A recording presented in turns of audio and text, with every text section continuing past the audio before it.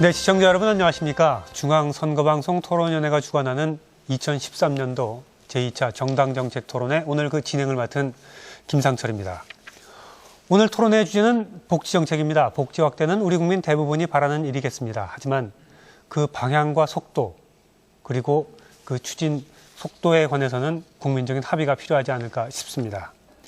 복지정책은 어떤 방향 또 어떤 속도로 추진해야 할 것인지 또 그 재원은 어떻게 마련할 것인지 앞으로 2시간 동안 각 당의 입장과 정책을 들어보고 비교해보는 시간 갖도록 하겠습니다. 그럼 먼저 오늘 각 정당을 대표해서 참석한 토론자 4분 소개해드립니다. 먼저 새누리당 안종범 정책위원회 부의장입니다. 정의당 박원석 정책위의장입니다. 민주당 김용익 정책위원회 제4정조위원장입니다. 통합진보당 민병렬 최고위원입니다. 네, 반갑습니다. 그리고 오늘은 특별히 심도 있는 토론을 위해서 전문가 패널 2분을 함께 모셨습니다. 중앙대학교 김현명 교수 모셨습니다. 현대경제연구원 한성환 본부장 자리하셨습니다. 오늘 토론자와 패널의 좌석과 발언 순서는 사전에 추첨으로 결정됐음을 미리 알려드립니다. 그리고 오늘은 특별히 토론을 방청하기 위해서 시민 30분께서 이 스튜디오에 자리해 주셨습니다. 고맙습니다. 오늘 토론회는 이미 말씀드린 것처럼 복지정책 어떻게 추진할 것인가 하는 주제를 놓고요.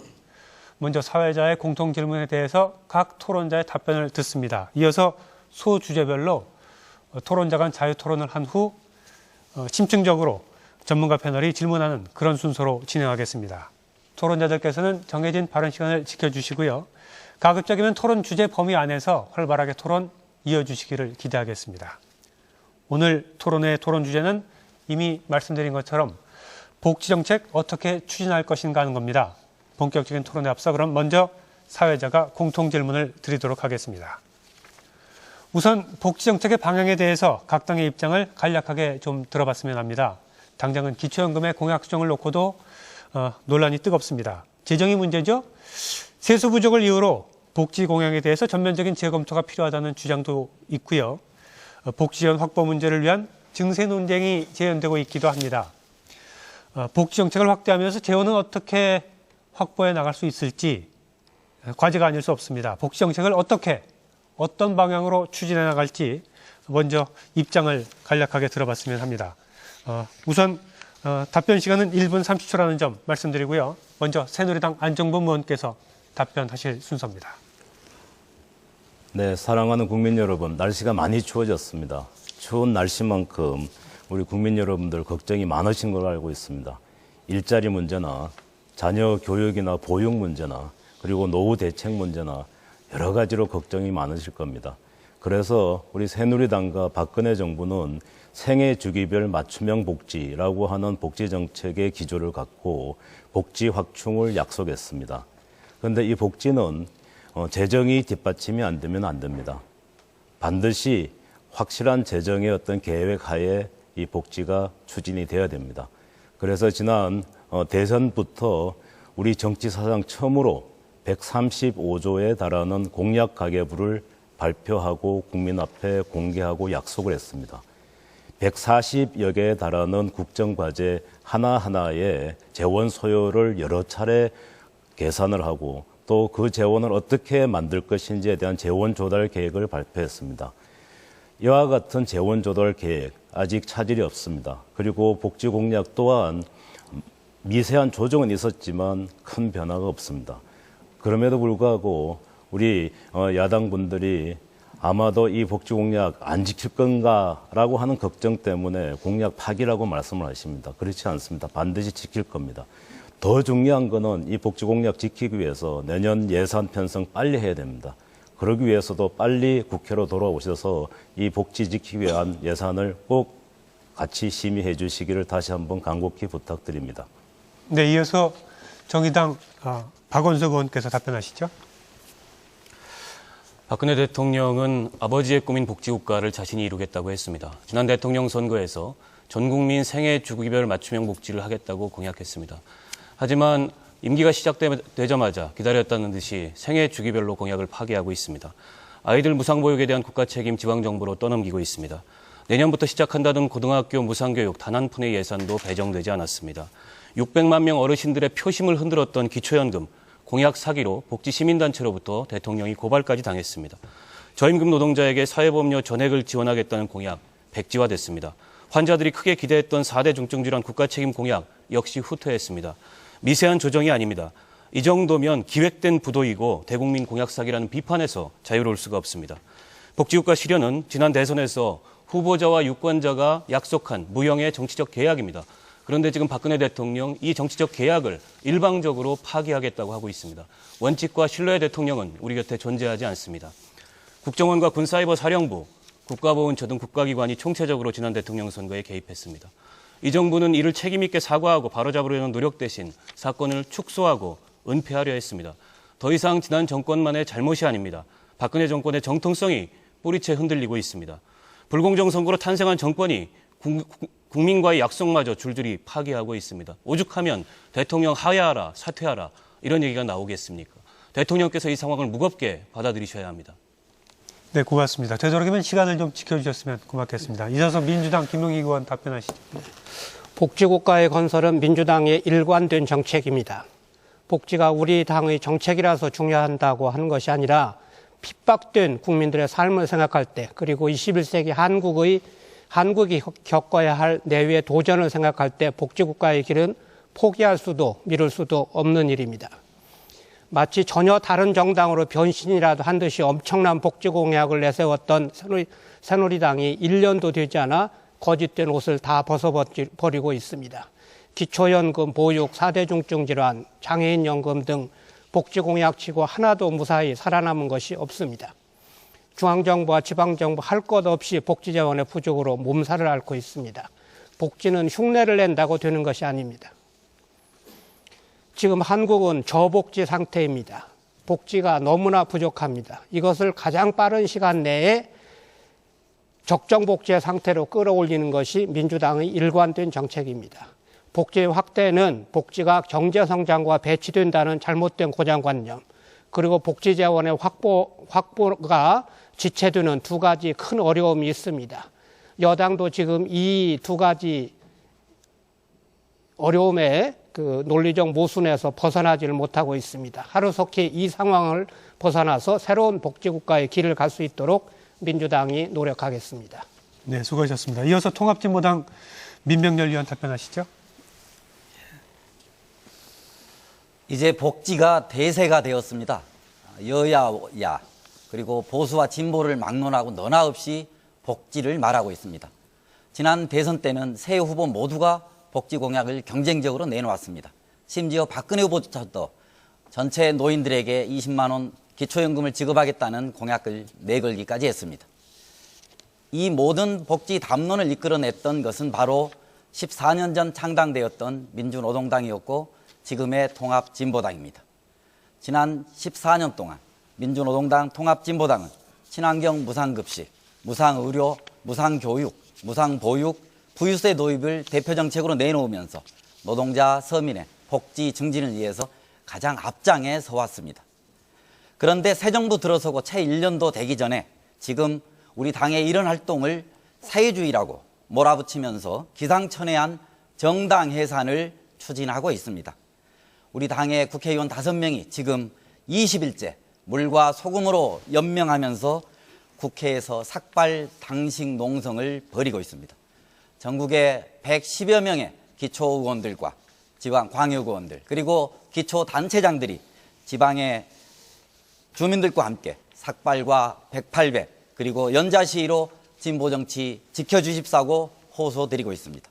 오늘 이 토론회가 진정 서민의 당이 누구인지, 진정 서민의 편에 일하고 있는 당이 누구인지 밝히는 그런 자리가 되기를 바랍니다. 네, 말씀 잘 들었습니다. 지금부터는 복지정책 방향에 대해서 토론자간 자유롭게 토론하는 자유토론으로 이어가겠습니다. 이미 잘 알려진 것처럼 기초연금은 당초 공약과 달리 국민연금과 연계해서 주는 것으로 수정이 됐고요. 4대 중증질환에 대한 100% 국가보장이라는 공약도 수정이 돼서 일부 부담으로 고쳐졌습니다. 재정 부담을 감안한 공약 수정이라는 게 정부의 입장입니다. 하지만 이런 정부의 복지 공약에 대한 의견도 다양할 수 있을 겁니다. 각 당의 복지 정책 방향에 대해서 들어보겠습니다. 발언 시간은 한 분당 6분씩이고요. 가급적이면 시간을 여러 번 나눠서 발언해 주시면 좋겠습니다. 앞에서 너무 발언하셨다가 뒤에서 발언 시간이 없어서 할 말을 못할 수도 있기 때문입니다. 첫 발언은 순서에 의해서 정의당 박원석 의원부터 시작합니다만 이후에는 순서와 상관없이 자유롭게 발언하시면 되겠습니다. 그럼 정의당 박원석 의원부터 발언 시작해 주시죠. 예, 박근혜 대통령은 복지 공약을 축소할 수밖에 없는 이유로 경기 침체에 따른 세수 부족 얘기를 하고 있습니다. 한마디로 돈이 없다는 것인데요. 정당화될 수 있는 핑계가 아닙니다. 지난 대통령 선거 시기에는 그럼 이런 재정 상황이 예측이 안 됐단 말입니까? 그럼 지금 박근혜 정부는 제대로 세금 거두고 나라 살림 짜임새 있게 하고 있는지 묻지 않을 수 없습니다. 박근혜 정부에게 없는 것은 돈이 아니라 복지에 대한 의지고 복지 철학입니다.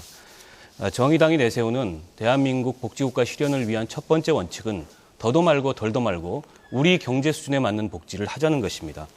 대한민국 세계 12위의 경제 대국입니다. OECD 34개국 중에 8위의 경제 규모와 수준을 갖고 있습니다. 그렇다면 이와 같은 경제 규모와 수준에 맞는 복지를 해야 됩니다. 그래야만 더 이상 성장을 내세워 복지를 희생시키는 정책이 아니라 성장과 복지의 균형을 이루는 그런 정책을 실현할 수가 있습니다. 그런데 현실은 어떻습니까? 국내 총생산에서 복지 지출이 차지하는 비중, 우리 대한민국 9.2%입니다. OECD 국가 중에 멕시코에 이어서 꼴찌 수준입니다. OECD 34개국 평균 복지 지출이 GDP 대비해서 22.1%인데 그 절반도 되지 않습니다. 경제는 성장했지만 나라 살림은 늘어났지만 국민의 삶의 질은 꼴찌 수준입니다. OECD 각 나라가 한 사람에게, 국민 한 사람에게 1년당 투자하는 복지 지출이 7,600달러 정도입니다. 그런데 우리 대한민국 정부는 국민 한 사람에게 2,600달러밖에 지출을 하지 않고 있습니다. 우리보다 경제 수준이 한참 낮은 나라들도 최소한 5,000달러는 쓰는데 왜 우리 국민들이 이렇게 이류국민, 삼류국민 취급을 받아야 됩니까? 그간 경제 성장의 과실은 다 누가 가져간 것입니까? 이제라도 경제 수준에 맞는 복지를 하려면 정부가 의지를 갖고 복지 지출을 크게 늘려야 됩니다. 우리 새누리당 안종범 의원께 질문을 드리겠습니다. 우리가 이렇게 경제 수준에 맞지 않는 형편없는 복지를 하고 있는 원인이 도대체 어디에 있다고 보시는지, OECD 평균 수준으로 복지 지출을 확대하자는 정의당의 제안에 대해서 어떤 견해를 갖고 계신지 답변을 듣고 싶습니다. 새누리당 안종범 의원께서는 지금 답변하시겠습니까? 아니면 조금 더 질문을 듣고 답변하시겠습니까? 조금 더 이따 하겠습니다. 다른 분 혹시 말씀하실 분이 있으면 통합진보당 민병렬 의원 말씀해 주시죠. 예, 우선 이렇게 정책 담당자들 나오셨기 때문에 현장의 목소리부터 하나 좀 전하겠습니다. 지금 난방비 문제인데요. 겨울이 가장 추운 게 바로 이제 우리 어려운 분들인데 평상시 같으면 없었던 지출인 이 난방비 지출이 겨울에는 생기게 됩니다. 보통 임대주택의 경우 6, 7만 원씩 이렇게 추가 지출이 겨울에는 생기는데 이에 대한 대책이 여전히 지금 해결되지 않고 있고 또 박근혜 대통령의 공약 역시도 이런 지원 대책이 결국 지금 파기되고 있기 때문에 이에 대한 각 당의 정책적 노력들을 당부를 드리겠습니다. 저는 복지정책 추진과 관련해서 가장 첫 번째 관문은 역시 공약을 지키는 문제라고 생각합니다. 박근혜 정권이 들어서면서 내걸었던 공약들, 맞춤형 공약이라고 얘기했는데 지금은 맞춤형 공약 파기가 돼버렸습니다. 그래서 어린아이에서부터 어르신까지 모든 계층에게 지금 공약을 파기해서 배신감과 불신을 주고 있는데요. 간단히만 보더라도 무상보육 예산은 지금 70%를 약속했다가 60%로 내년 예산에는 지금 반영이 되어 있고요. 고교 무상 2017년까지 단계적으로 추진하겠다고 하는 건 내년 예산에 전혀 잡혀있지 않습니다.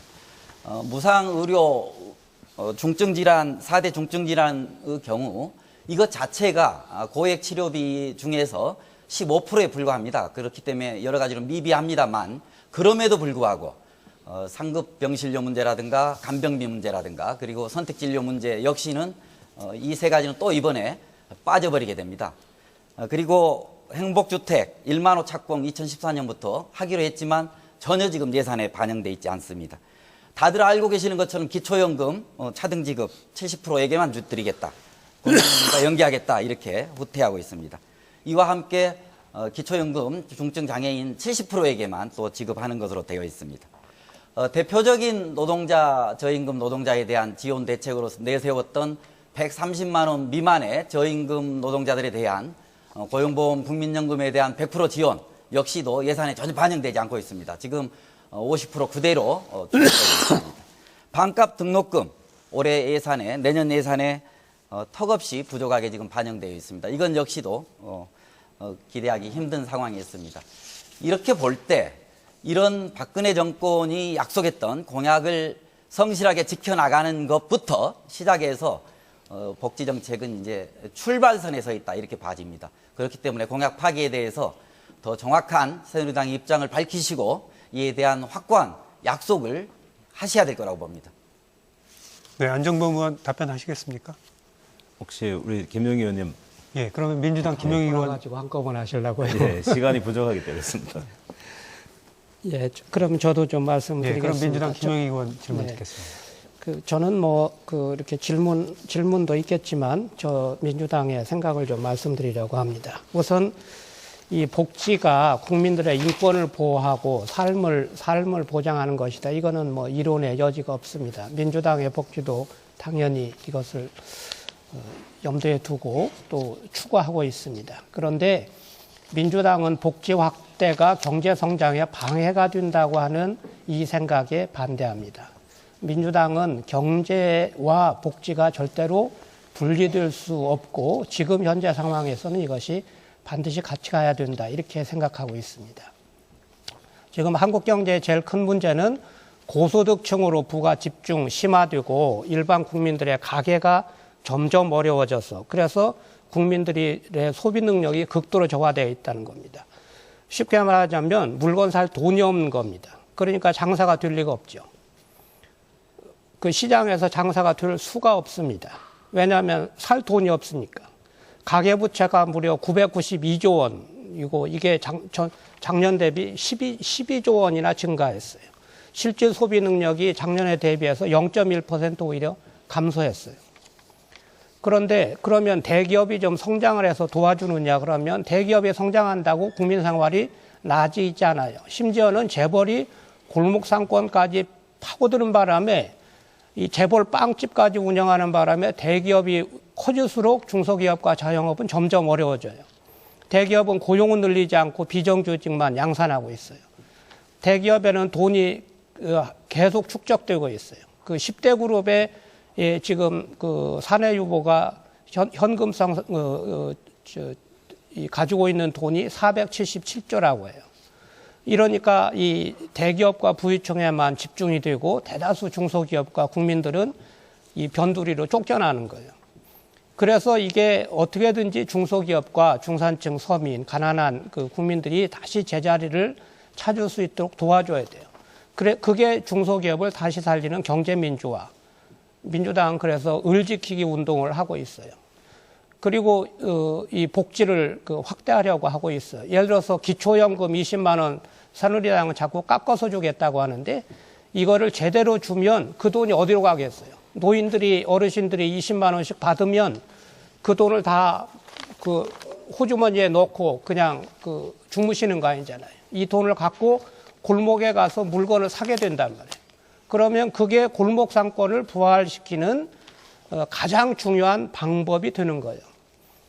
그러니까 기초연금으로 예를 들어서 3조 원을 썼다, 5조 원을 썼다 이렇게 하면 그만큼 골목 상권의 진흥기금이 되는 것이라는 게 민주당의 생각입니다. 복지 늘려야 됩니다. 그래서 우리는 이 기초연금, 국민연금, 실업급여, 기초생활보장 등등 가계를 도와주는 소득보장제도를 확대하려고 합니다. 그래야 내수가 촉진이 됩니다. 또 한 가지 중요한 복지를 해야 되는 이유는 일자리를 만들어내는 거예요. 건강보험을 했더니 우리가 병원이 굉장히 늘어나고 이 취직자리가 많이 늘어났어요. 노인요양보험 도입했더니 노인요양보호 일자리가 늘어났어요. 보육을 늘려주니까 보육 교사가 많이 늘어났어요. 앞으로도 이게 100만에서 300만 자리가 이 사회서비스 분야에서 늘어날 수 있을 것으로 보여요. 이게 어느 정도 중요하냐면 지금 현재 우리나라가 2,500만 개 남짓하고 1년에 불과 20만 내지 25만 자리밖에 늘어나지 않아요. 그런데 복지를 확대하면 건강보험, 요양보험, 보육, 교육 이런 걸 확대하면 100만 자리, 200만 자리가 더 늘어날 수 있다는 거예요. 우리나라 그 고용시장에 획기적인 변화가 일어나요. 새누리당은 이런 방식을 택하지 않고 시간제 일자리를 늘리겠다는 거예요. 시간제 일자리를 늘려서 이게 시장에서 안착할 수 있을까? 이거 모든 전문가가 다 걱정하고 있어요. 너무나 비시장적인 접근이기 때문에. 그런데 그 복지를 확대해서 일자리를 늘리면 그거 아주 좋은 일자리가 계속 늘어나는 거예요. 그래서 우리는 민주당은 건강보험, 노인요양보험, 보육교육을 확대하려고 하는 것입니다. 이렇게 이 복지가 지금 한국 경제의 문제를 푸는데 굉장히 중요한 수단이 되는 것을 자꾸 잊어버리고 마치 복지를 확대하면 경제가 망할 것처럼 이렇게 잘못된 헛소문을 퍼뜨리는 것, 이것을 해서는 안 됩니다. 복지는 가장 중요한 경제정책이자 동시에 사회정책이 되는 것입니다. 네, 이어서 이제 새누리당 안종범 의원 순서가 돼야 할 것 같습니다. 네, 말씀해 우리 주시죠. 3당의 여러 의원님들 지적 잘 받았습니다. 다시 한번 제가 강조하고 싶은 게 우리 국민 여러분들한테 분명히 말씀드릴 수가 있는 게 새누리당의 그리고 박근혜 정부의 복지 공약 절대 파기, 사기 아닙니다. 기초연금, 4대 중증질환, 그리고 고교 무상교육, 그리고 대학 등록금 반값, 이 모든 것들이 일부 일정이 조정이 된 측면에 있지만 결코 후퇴된 게 아닙니다. 제가 하나하나 말씀을 먼저 드리겠습니다. 기초연금 제일 잘 사시는 우리 어르신 30%한테 드리지 못한 것은 이미 우리 당도 그렇고 우리 대통령께서도 국민들한테 사과드렸습니다. 우리 경제 여건이 갑자기 더 악화됐기 때문에 상위 30% 정도는 드리지 않아도 된다는 나름대로 공감대가 형성됐다라고 봤습니다. 그리고 국민연금하고 이 기초연금하고 연계해야 되는 세 가지 이유가 있습니다. 하나는 그냥 연계하지 않고 일률적으로 70% 우리 어르신들한테 20만 원을 다 드릴 수 있으면 좋습니다. 그럼에도 불구하고 그렇게 드리지 못하고 국민연금하고 연계하는 것은 그만큼 우리 젊은 세대들한테 가는 부담을 줄이기 위해서 그렇습니다. 지금 가만히 보시면은 국민연금 가입 기간이 길수록 소득이 높은 분들이 많습니다. 지금 현재 기준으로 보면은 10년 정도 가입하신 분들의 소득이, 평균 소득이 166만 원이고 20년 이상 가입하신 분들의 평균 소득은 313만 원입니다. 그만큼 오래 가입할수록 넉넉하신 어르신들이 많이 계시기 때문에 그분들한테 기초연금을 다소 줄이는 그와 같은 조치를 취해서 보다 오래 많은 어르신들이, 더 어려운 어르신들이 혜택을 받도록 만든 겁니다.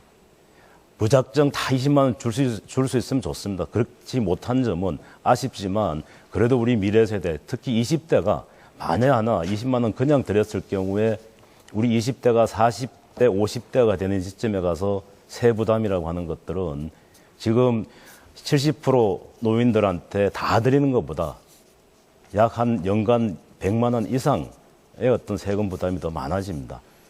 그리고 마지막으로는 국민연금이 더 가입할수록 더 이익이라는 것을 국민들께서 반드시 아셔야 됩니다. 여러 야당 의원님들께서 많이들 걱정을 하시지만 일순간 오해 때문에 탈퇴하시는 분들이 있었지만 지금은 많이 줄었습니다. 국민연금 가입했을 때 분명히 이익입니다. 기초연금과 국민연금 연계를 하면은 더 이익이 될 수도 있습니다. 그렇기 때문에 그와 같은 오해에 따라서 탈퇴를 안 하시면 좋겠다는 말씀을 다시 한번 드리고, 두 번째 4대 중증 질환은 우리가 가장 비용이 많이 들고 우리 가족들이 힘들어하는 그와 같은 4대 중증, 암이나 심장질환이나 그리고 희귀 난치성 질환이나 또 뇌혈관 질환이나 이런 질환들부터 먼저 국가가 다 커버를 하자라고 해서 공약을 했습니다. 단 상급 병실료, 선택 진료비, 이 간병비 이 세 가지는 유보를 했습니다. 그 유보한 이유는 그것까지 했을 경우에는 나머지 질환과에 가지는 어떤 형평성 때문에 그렇습니다. 4대 중증 다 커버를 해주면서 1인실까지 국가가 다 지원한다고 할 수는 없지 않습니까? 또 간병비까지 다 할 수는 없지 않습니까? 그래서 이 문제도 지금 현재 정부가 적극적으로 포함을 시키고자 노력을 하고 있다는 말씀을 다시 드리겠습니다. 또 대학의 반값 등록금의 문제도 내년부터 반값 하기로 했습니다. 그렇지만 1년 정도 연기를 시켰습니다.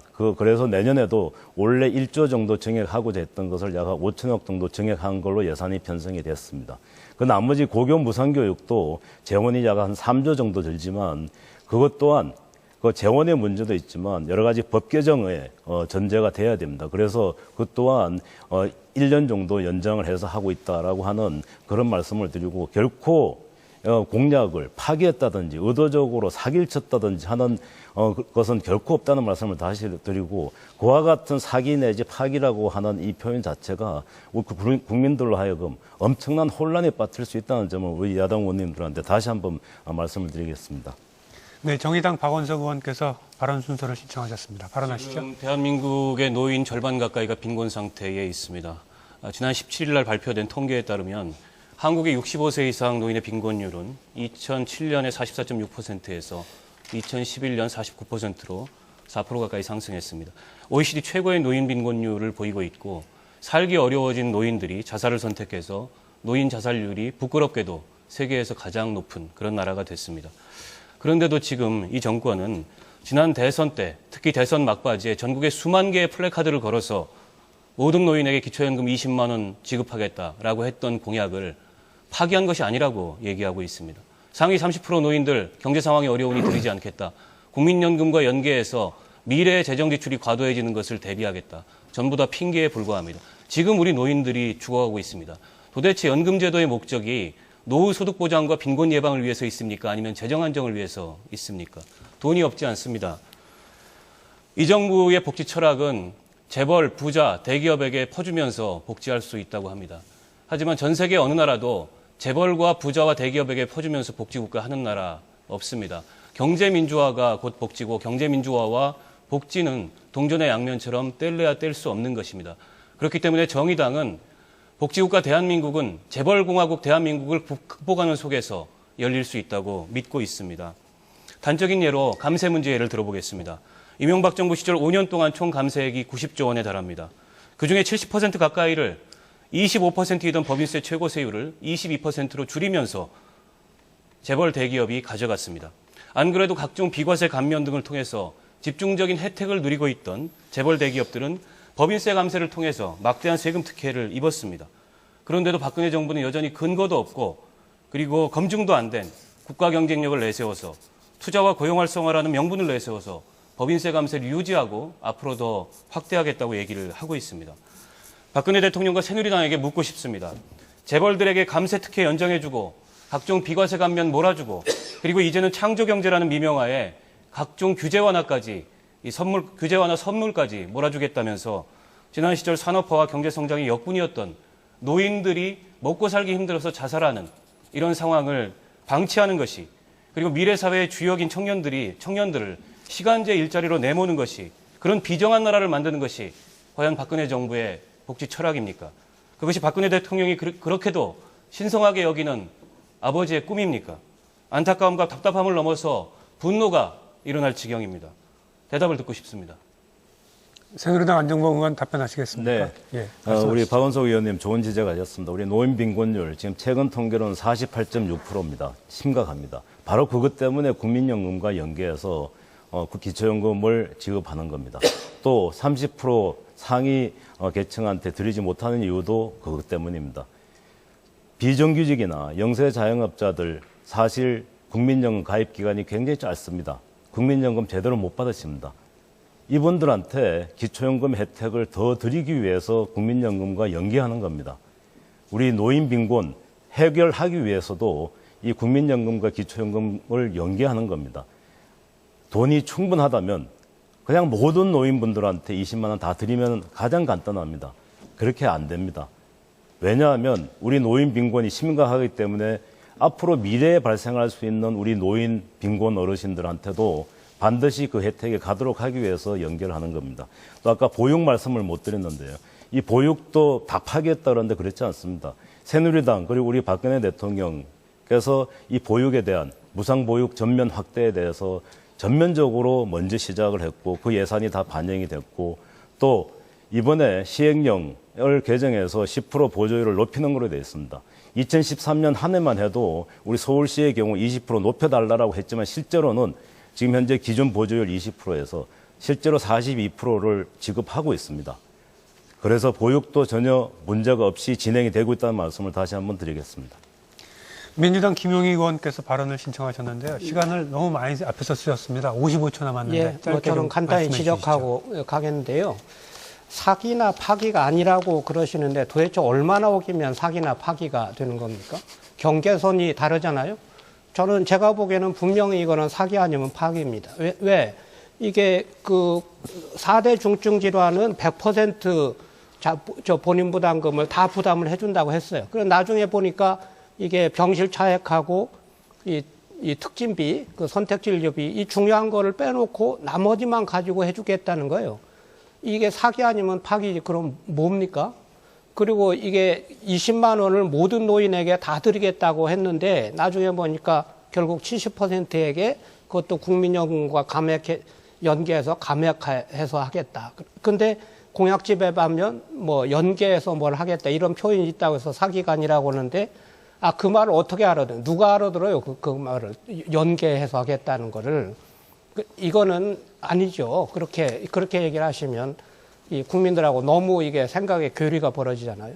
네, 이어서 통합진보당 민병렬 의원께서 발언 신청하셨습니다. 아까 말씀하시면서 상위 30%를 말씀하셨는데 상위 30% 중에는 간혹 이런 분들까지 계십니다. 70대이신 분이 환경 미안으로 이해하시는 어르신도 계십니다. 심지어는 이렇게 어려운 분들도 그 상위 30%의 그 마술에 걸릴 수도 있는 겁니다. 그리고 또 하나 무상 보육 말씀하셨는데 작년에 여야 합의로 돼 있던 예산안 지금 묶여 있습니다. 이거 인정하셔야죠. 그리고 지금 복지가 이제 한 단계 더 전진해야 될 때라고 봅니다. 지금 국공립 어린이집 50% 확충 그리고 아동수당 도입처럼 지금까지 무상 보육으로 예산으로만 투입됐던 것을 이제는 제도화하고 내실화하는 단계로 넘어가야 된다고 봅니다. 그런 점에서 아직 5%밖에 되지 않는 국공립 어린이집을 50%로 확충하는 문제, 그리고 양육수당 이렇게 되는 게 아니고 이제 보편적인 아동수당으로 전환하는 문제를 이제는 시행해야 될 때라고 보고, 실업급여 문제도 그렇습니다. 실업급여 문제도 이제는 실업부조 단계로 넘어갈 때라고 봅니다. 그리고 보건지소를 동별로 확대해서 전국민 주치의제도 이제는 본격적으로 고민하고 실행 단계에 들어가야 될 때라고 봅니다. 지금 기초연금 20만 원 가지고 여야가 논쟁 중인데 오히려 노후보장 부조제도를 본격적으로 검토해야 될 때라고 봅니다. 기초생활비를 보장하는 수준으로 57만 원까지 보장하는 노후보장 부조제도를 이제 본격적으로 검토해서 제도화해야 되는 이런 단계로 넘어가야 될 때라고 봅니다. 예. 네, 이어서 새누리당 안정범 의원 말씀하시죠. 지금 시간 다 됐는데 가능한가요? 시간이 다 돼서 그럼 기회를 주시면은 더 이상 시간이 다 돼서 더 이상 안 된답니다. 말씀을 그래서 제가 처음에 조금 나눠서 말씀하시면 어떨까 싶었는데요. 시간 남으신 분들만 조금 더 발언하는 순서를 드리도록 하겠습니다. 네, 박원석 의원 말씀하시죠. 작년 12월 선거 때 했던 공약을 2월 달 인수위 정권이 출범하자마자 못 지키겠다고 하는 것이 어떻게 공약 파기가 아니고 사기가 아니겠습니까? 선거라는 것은 이 공약을 통해서 정책을 통해서 유권자들과 정당과 후보자가 정치적 계약을, 무형의 계약을 맺는 것입니다. 민주주의의 규칙입니다. 이렇게 되면은 다음 대통령 선거는 공약 파기, 공약 사기 경연장이 될 가능성이 대단히 높습니다. 저는 집권 여당으로서 그렇게 말씀하시면 안 된다고 생각하고요. 올 초 여론조사를 보면 새 정부 정책 방향과 관련해서 60%의 국민들은 복지와 분배가 우선해야 된다 이런 응답을 하고 있습니다. 성장이 우선이라는 응답 이제는 36%에 그치고 있습니다. 과거처럼 성장이 우선이라는 낡은 패러다임 국민들이 거부하고 있습니다. 재벌 대기업 특혜로만 채워진 성장, 국민에게 혜택이 돌아오지 않는 성장은 더 이상 대한민국이 나갈 길이 아닙니다. 복지에 투자하고 삶의 질을 높이는 것이 새로운 성장과 번영의 길입니다. 이제 국민들께서 현명하게 판단을 해 주십시오. 재벌 대기업 감세 퍼주기 하면서 복지할 때 확대할 돈은 없다. 이런 뻔뻔함을 더 이상 용인해 주셔서는 안 됩니다. 새누리당과 박근혜 대통령의 말뿐인 복지, 재벌 프렌들리 준엄하게 비판해 주십시오. 네, 통합진보당 민병렬 위원 조금 시간이 남았는데 말씀하시겠습니까? 예. 말씀하시죠. 현안 문제 한 가지만 더 말씀을 드려야 되겠습니다. 새 정부 들어서서 지금 기초생활 수급자들에 대한 전수조사가 진행이 되면서 수급자 탈락이 굉장히 많아지고 있습니다. 말로는 부양 의무자에 대한 기준을 완화하겠다고 했지만 실제로는 통합관리망이 구축되면서 훨씬 더 깐깐해지면서 많은 분들이 탈락하고 있습니다. 이 문제 바로 잡아야 하고요. 부양 의무자 제도 온천적으로 폐지하는 문제를 본격적으로 검토를 해야 될 때입니다. 한 가지만 더 말씀을 드리겠습니다. 우리 당은 창당 때부터 14년 동안 노동자 민중의 복지, 민생을 위해서 줄곧 뛰어왔습니다. 어린이들의 전염병 무상 접종 문제, 그리고 아이들의 친환경 급식, 무상 급식 추진해 왔습니다. 대학생들 반값 등록금 문제 사회적으로 처음 제기했고 이자 지원 조례까지 만들면서 활동을 해왔습니다. 중소상공인들 카드 수수료 인하 운동 처음 벌였고 일정하게 정책적 성과도 거뒀습니다. SSM 반대 운동 통해서 유통법 개정안도 만들어냈습니다. 상가 임대인들의 권리 보장을 위해서 임대차 보호법 그리고 주택의 전월세 상한제를 주장했고 관철을 했습니다. 그리고 체불 임금, 많은 우리 건설 노동자들 임금 체불을 막기 위해서 체불 임금 없는 광급공사 조례를 우리 지방의원들이 노력해서 만들기도 했습니다. 그리고 각 구에 비정규직 상담센터를 만들기도 했습니다. 그리고 교육감이 학교 비정규직을 직접 고용해야 된다는 조례도 만들었습니다. 제가 말씀드린 이런 내용들이 어디에 사유주의며 어디에 헌법 위반이 있는지, 그래서 해산돼야 될 정당인지 국민 여러분들께서 가려주셨으면 좋겠습니다. 네, 지금까지 복지정책 방향에 대해서 자유토론을 해봤습니다. 이어서는 지금까지 나온 자유토론 내용을 기초로요, 여기 참석하신 전문가 패널이 질문을 하고 토론자가 답변을 하는 그런 순서로 가겠습니다. 두 분 패널과 한 토론자 간의 질문 답변에는 모두 5분이 주어지는데요. 공정한 진행을 위해서 패널 한 분이 2분 30초 정도씩 사용하시면 되겠습니다. 먼저 김현명 교수가 질문하고 이어서 한성한 본부장께서 질문하는 순서로 가겠습니다. 처음 순서는 민주당 김용익 의원입니다. 먼저 김현명 교수님, 김용익 의원에게 질문 시작해 주시죠. 네, 이게 너무 기계적으로 질문 답변을 하니까 좀 갑갑하긴 합니다만 말씀드리겠습니다. 그 민주당 쪽에서 예전에 그 무상복지 시리즈를 발표하면서 우리 사회에 대해서 그 복지에 대한 인식의 전환을 가져온 것에 대해서는 큰 기여를 했다라고 생각을 합니다. 민주당 쪽에서 아까 김영익 의원님께서는 말씀하셨지만 경제와 복지를 선순환시켜 나가려고 하는 게 민주당의 정책 목표다 이렇게 말씀을 하셨는데 뭐 이론적으로 틀린 얘기는 아닙니다만 그렇게 쉬운 게 아니거든요. 예를 들어 복지비는 많이 쓰지만 그게 경제하고 선순환 과정을 못 일으켜서 문제가 발생된 게 이제 남부 유럽 국가들이 바로 이제 그런 사례라고 생각이 듭니다. 아까 말씀하신 것처럼 복지를 확대하게 되면 내수 촉진도 되고 뭐 일자리도 늘어난다 하는데 사실상 지난 몇 년 동안 복지 부분의 일자리가 늘어나면서 양질의 일자리가 늘어난 게 아니라 비정규직이라든지 저임금 일자리가 많이 늘어났거든요. 그래서 전체적으로 민주당 쪽에서 주장하는 경제와 복지의 선순환이 이론적으로는 그럴듯하게 보이지만 실제적으로 정책적으로 이걸 달성하기가 너무 어렵지 않느냐라는 그 평가도 좀 있습니다. 이런 부분에 대해서 민주당은 앞으로 어떤 정책 방향을 갖고 계신지에 대해서 좀 궁금합니다. 네, 김용익 의원 말씀하시죠. 네, 그게 그렇게 선순환이 잘 일어나지 않는 이유가 몇 가지 있을 텐데요. 한 가지는 이게 재원 조달이 잘 되지 않는 상태에서 이게 복지가 늘어날 때 이게 순환이 일어나지 않는 문제. 그 다음에 복지에 의해서 양질의 일자리가 늘어나서 근로소득으로 시장 소득이 잘 분포가 돼야 되는데 그게 잘 안 일어날 때 이런 문제가 있겠고요. 그래서 그 부분에 대해서 우리가 그 돈의 흐름이 제대로 일어나도록 주의를 해야지 된다는 거 다시 한번 말씀을 드리고, 그 다음에 아까 양질의 일자리가 만들어지지 않았다. 특히 노인 요양보험 이후에 요양보호사들이 굉장히 어렵죠. 또 이 복지사도, 사회복지사도 그렇고 보육교사도 마찬가지인데요. 그 문제는 이 한국에 좀 특수한 문제가 있습니다. 이게 그 한국의 복지 인프라가 매우 후진적이라는 거죠. 그래서 병원, 병의원도 그렇고 교육시설, 보육시설, 복지시설 이런 시설들이 이게 좋은 그 구조를 갖추지 못하고 영리 추구를 많이 하는 그런 구조를 가지고 있기 때문에 예, 말씀을 좀 줄여주시죠. 네, 그런 그 문제가 발생하고 있다고 생각하고 그런 부분에서 민주당은 특히 그 주의를 하려고 그렇게 노력을 하고 있습니다. 예, 다음 한상환 본부장님 질문해 주시죠. 네, 방금 복지와 소득이 성장이 한꺼번에 같이 갈 수 있다는 질문에 대해서 말씀하셨으니까 제가 넘어가도록 하고요.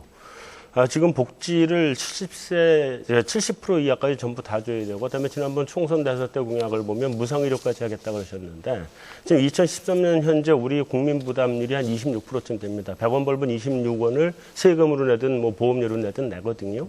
근데 2050년대는 그게 40%까지 올라갑니다. 그러지 않아도 40%가 되면은 그 부담이 굉장히 큰 건데, 이런 비용 부담을, 의료 부담이나 이런 복지 부담을 확 늘려놓고 나면, 그럼 그 다음에 지금 13살 아이들이 나중에 50살이 되면 40원도, 100원에 40원도 훨씬 넘게 돈을 내야 되는 상황이 오거든요.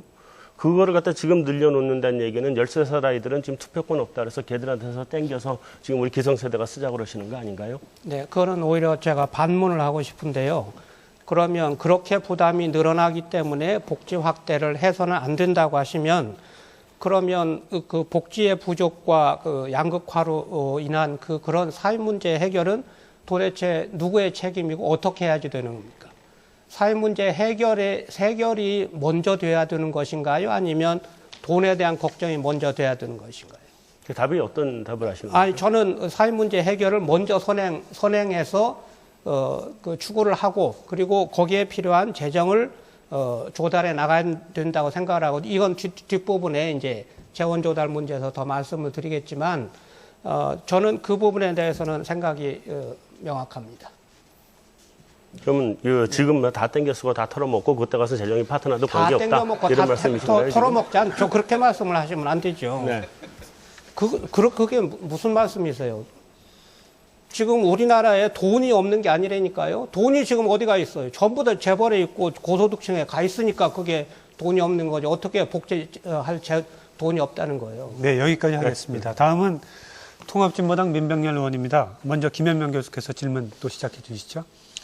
예, 통합진보당이나 우리 사회에서 좀 진보 쪽의 정치적 가치를 갖고 계신 정당들의 복지 정책을 이렇게 가만히 뜯어보게 되면 특징이 하나가 있습니다. 그 특징 중에 가장 중요한 건 복지를 공급하는 주체 중에 가족도 있고 뭐 시장도 있고 국가도 있는데 즉 공공복지를 강화하겠다라는 게 굉장히 큰 흐름인 것 같습니다. 정의당도 마찬가지 입장인 것 같고요. 물론 우리나라가 공공 부분에 의해서 공급되는 복지의 총량이 너무 작기 때문에 당연히 이제 공공 부분에서 공급하는 복지의 양을 어느 정도 가야 된다는 거에 대해서는 다 동의를 하는 것 같습니다. 뭐 정도의 차이는 있지만.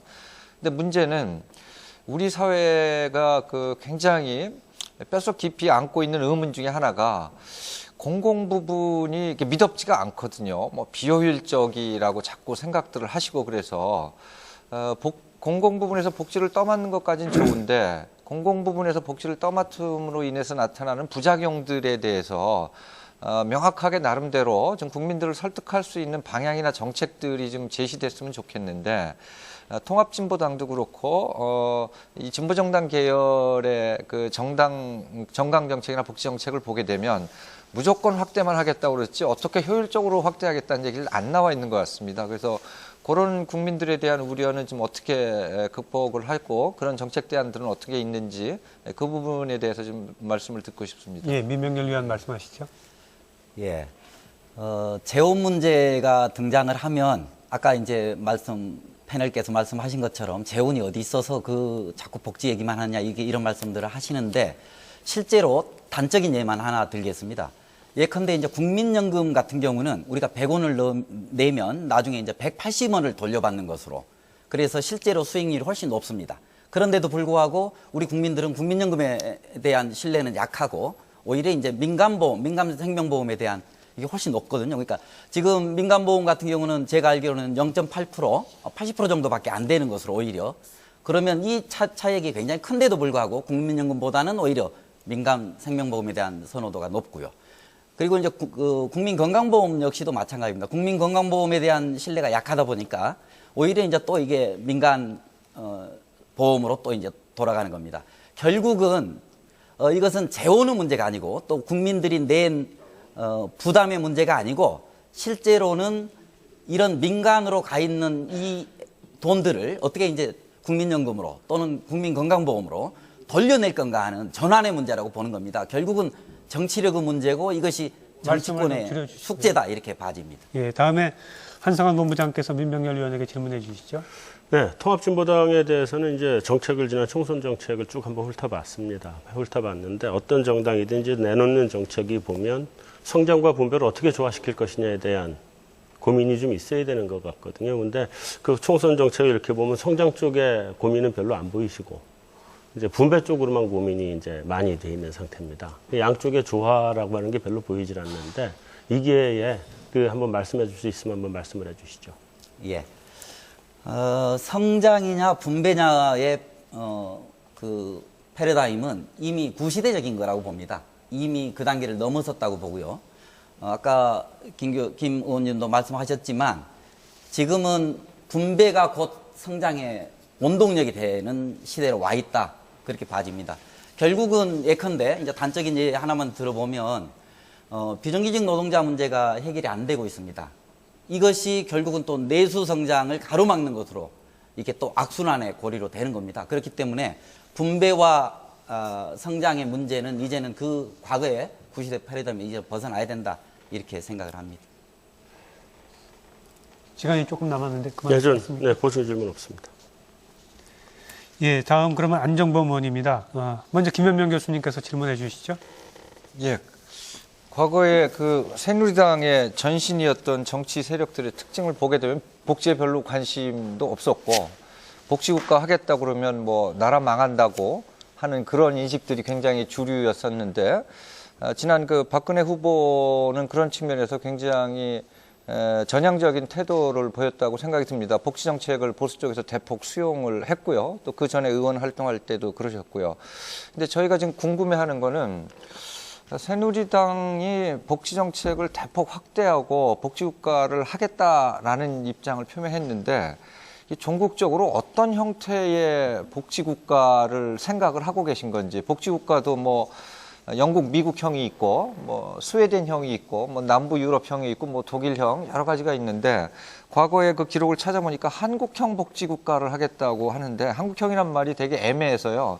이거 뭐 할 수도 있고 안 할 수도 있고 그래서 한나라당이 복지 정책을 적극적으로 수용하면서 한나라당 입장에서는 한국 사회를 어느 유형의 복지국가 쪽으로 좀 가져가는 것을 상정을 하고 계신지 그 부분이 굉장히 국민들한테는 중요할 것 같고 새누리당이 앞으로 우리 사회를 어떻게 이끌어갈 것에 대한 정치적 판단을 할 수 있는 중요한 포인트일 것 같습니다. 그래서 그 부분에 대한 설명을 좀 듣고 싶습니다. 예, 한나라당하고 새누리당을 막 섞어서 말씀하셨는데 예, 새누리당의 안정범 당명이 하도 바뀌어서 죄송합니다. 예, 그 한나라당에 이어서 새누리당으로 거듭났습니다. 사실 2011년 12월에 우리 지금 현재 박근혜 대통령께서 의원 시절에 사회보장기본법 전부 개정안을 발의해서 통과가 됐습니다.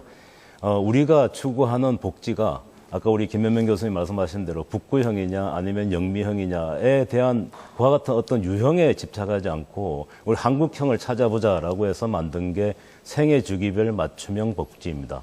어떨 때는 보편으로 하고 어떨 때는 선별로 하고 즉 보육과 같은 모든 계층에 필요한 모든 계층의 어떤 생애 주기에 있어서의 가장 기초적인 우리 자녀를 보육할 때는 보편적으로 하고 그렇지 않은 경우는 선별로 하고 하는 생애 주기별 맞춤형 복지라고 하는 한국형 복지 모형을 만들었고 더 중요한 거는 어떤 유형보다 중요한 것은 바로 전달을 제대로 해야 된다, 효율적으로 해야 된다라고 해서 사각지대를 해소하고 전달 체계를 개혁하자라고 하는 것을 핵심으로 그 내용에 담았습니다.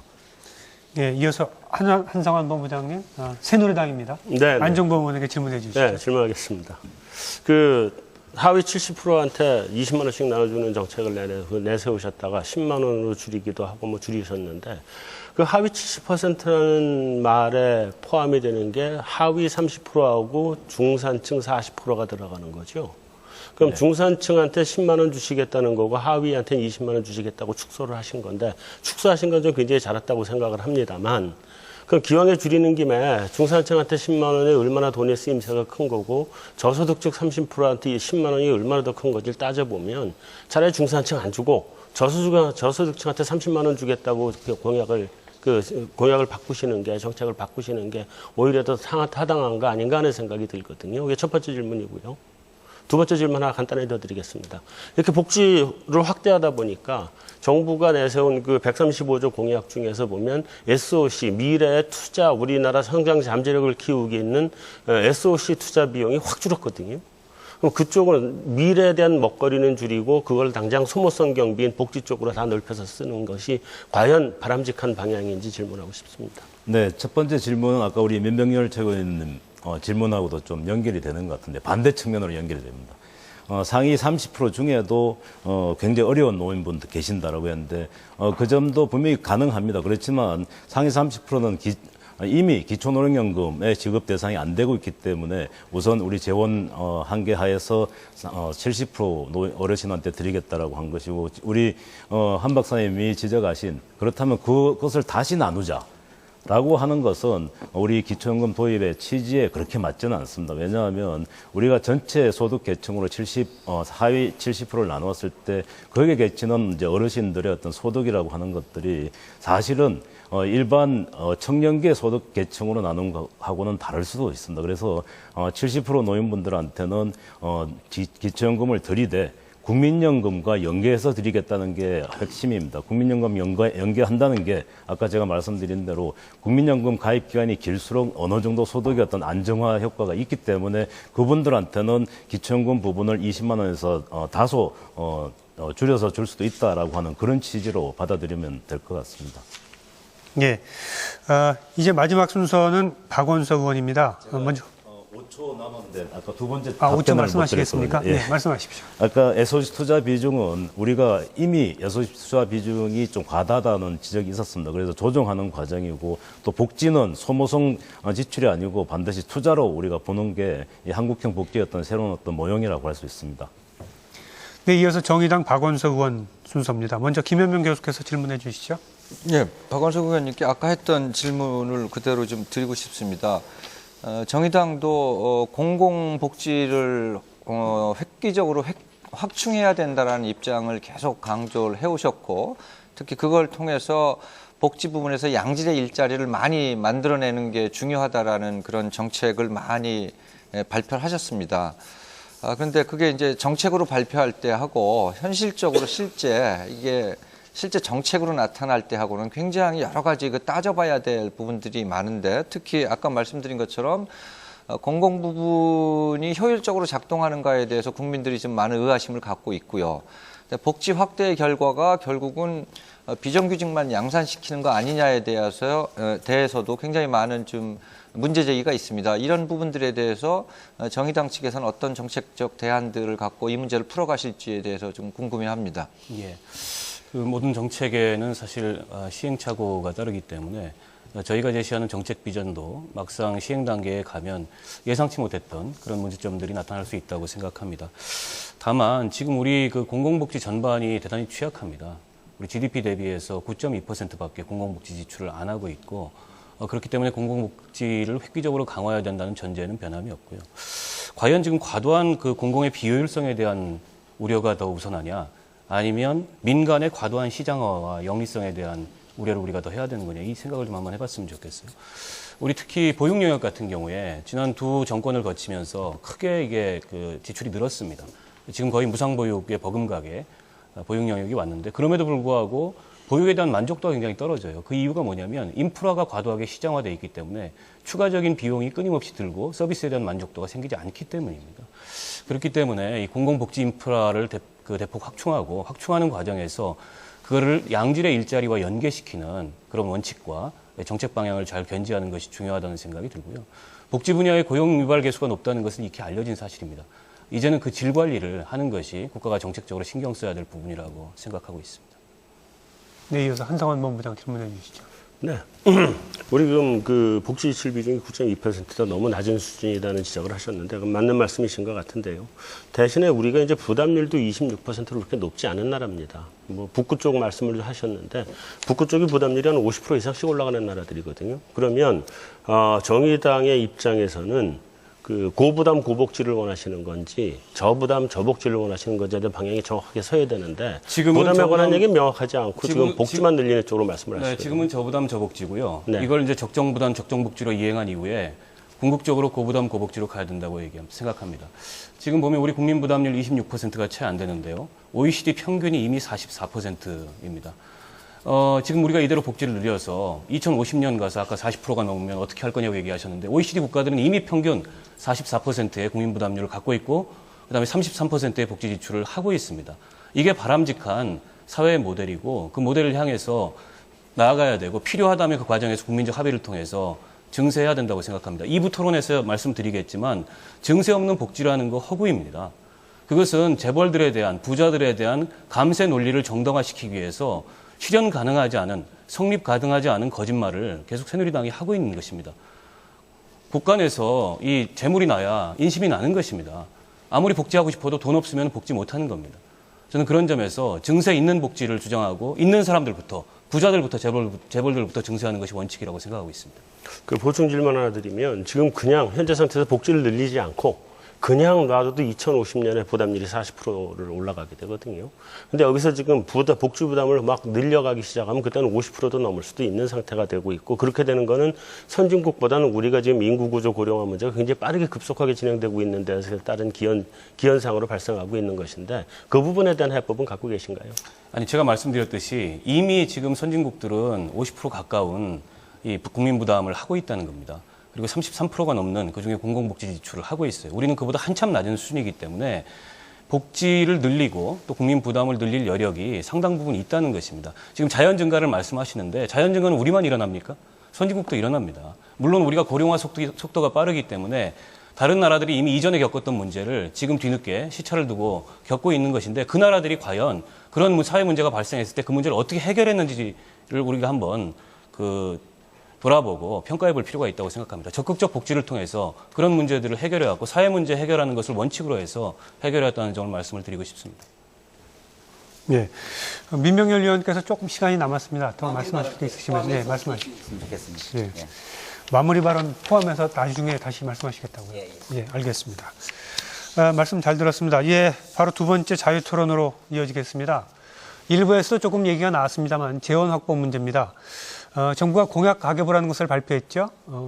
정부가 공약한 약속대로 이행을 하려면 모두 135조 원이 필요하다고 하는데 그 135조 원을 별도의 증세 없이 비과세 감면 축소나 세입 확충을 통해서 조달하겠다고 되어 있습니다. 하지만 과연 증세 없이 정부가 공약했고 또 국민이 바라는 수준의 복지 확대가 가능한지 논란이 필요할 겁니다. 증세 없는 복지 확대가 가능하다고 보시는지 아니라면 어떤 수준의 증세가 어떤 절차를 밟아서 도입돼야 한다고 생각하시는지 재원을 어떻게 마련할 것인지에 대한 각 당의 의견을 밝혀주셨으면 좋겠습니다. 이번에도 한 분당 6분씩 발언 시간을 드립니다. 시간을 나눠서 쓸 수 있다는 점 다시 한번 말씀드립니다. 순서에 이어서 이번에는 통합진보당 민병렬 위원부터 말씀하시겠습니다. 예, 이제 복지 문제의 몸통이라고 할 수 있는데요. 재원 문제입니다.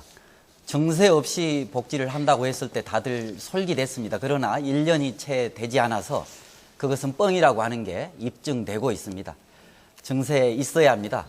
증세 없이 복지라고 하는 것은 말일 뿐입니다. 그런 점에서 지금 새누리당 박근혜 정부가 내놓고 있는 세출절감 84조 그리고 세후박충 48조 135조에 대한 가계부는 이미 현실 가능성이 없는 것으로 이미 첫 해부터 판명이 나고 있습니다. 우리 통합진보당에서는 매년 34조에 달하는 재원을 확보하기 위한 로드맵을 이미 지난 10월에 발표를 했습니다. 물론 과정과 절차 이런 것들은 필요할 거라고 보지만 기본적인 모델을 말씀을 드리고자 합니다. 가장 첫 번째는 숨은 세원을 찾아서 연간 15조 원을 마련하자는 겁니다. 그리고 비과세 감면을 통해서 정비해서 6조 원입니다. 특히 재벌 대기업에 대한 R&D 공제, 그리고 재벌 대기업에 대한 고용 창출 공제 등 재벌 특혜성으로 이루어지고 있는 이런 비과세 감면, 정비하면 6조 원 찾아낼 수 있다고 보고 있습니다. 그리고 새로운 증세가 필요한데요. 재벌세에 대한 도입입니다. 지금 법인세 과표 1,000억 이상의 구간에 대해서 1,000억 이상 구간에 대해서 새로 구간을 신설해서 여기에 30%를 하자는 겁니다. 그렇게 해서 10조를 연간 10조를 재벌세로 거두자는 겁니다. 그리고 소득세는 과표 3억 이상에 한해서 현행 38%를 50%로 상향하는 방안이 있을 수 있다고 봅니다. 그리고 종합부동산세 개인별 전환해서 또 추가 세원을 확보할 수 있다고 봅니다. 이렇게 해서 숨은 세원, 그 다음에 재벌 특혜로 이루어지고 있는 비과세 감면, 그리고 재벌세 신설 등을 통해서 13조, 이렇게 해서 연간 34조의 세원을 확보할 수 있다, 이렇게 봐집니다. 이 김재현 의원실에 낸 이 로드맵의 기본 특징은 우선은 중산층 이하의 세금은 증대시키지 않고 있습니다. 그동안 세금을 내고 있지 않거나 또는 소득에 비해서 굉장히 적은 세금만 내고 있었던 재벌 대기업에 대한 공정한 세금을 내게 해서 복지 재원을 마련하기 위한 그런 방법입니다. 우선은 여기까지 말씀을 드리고 또 이어서 나중에 토론하겠습니다. 네, 이어서 누가 말씀하시겠습니까? 예, 민주당 김용희 의원께서 말씀하시죠. 박근혜 대통령께서 모든 노인에게 주겠다고 약관 기초연금을 70%에게만 주기로 하면서 대통령께서 하신 말씀이 세계 경제와 경제의 침체와 맞불려 현실에서는 불가피했다. 세수 부족, 재정 건전성 이런 것 때문에 그런 말씀을 하셨어요.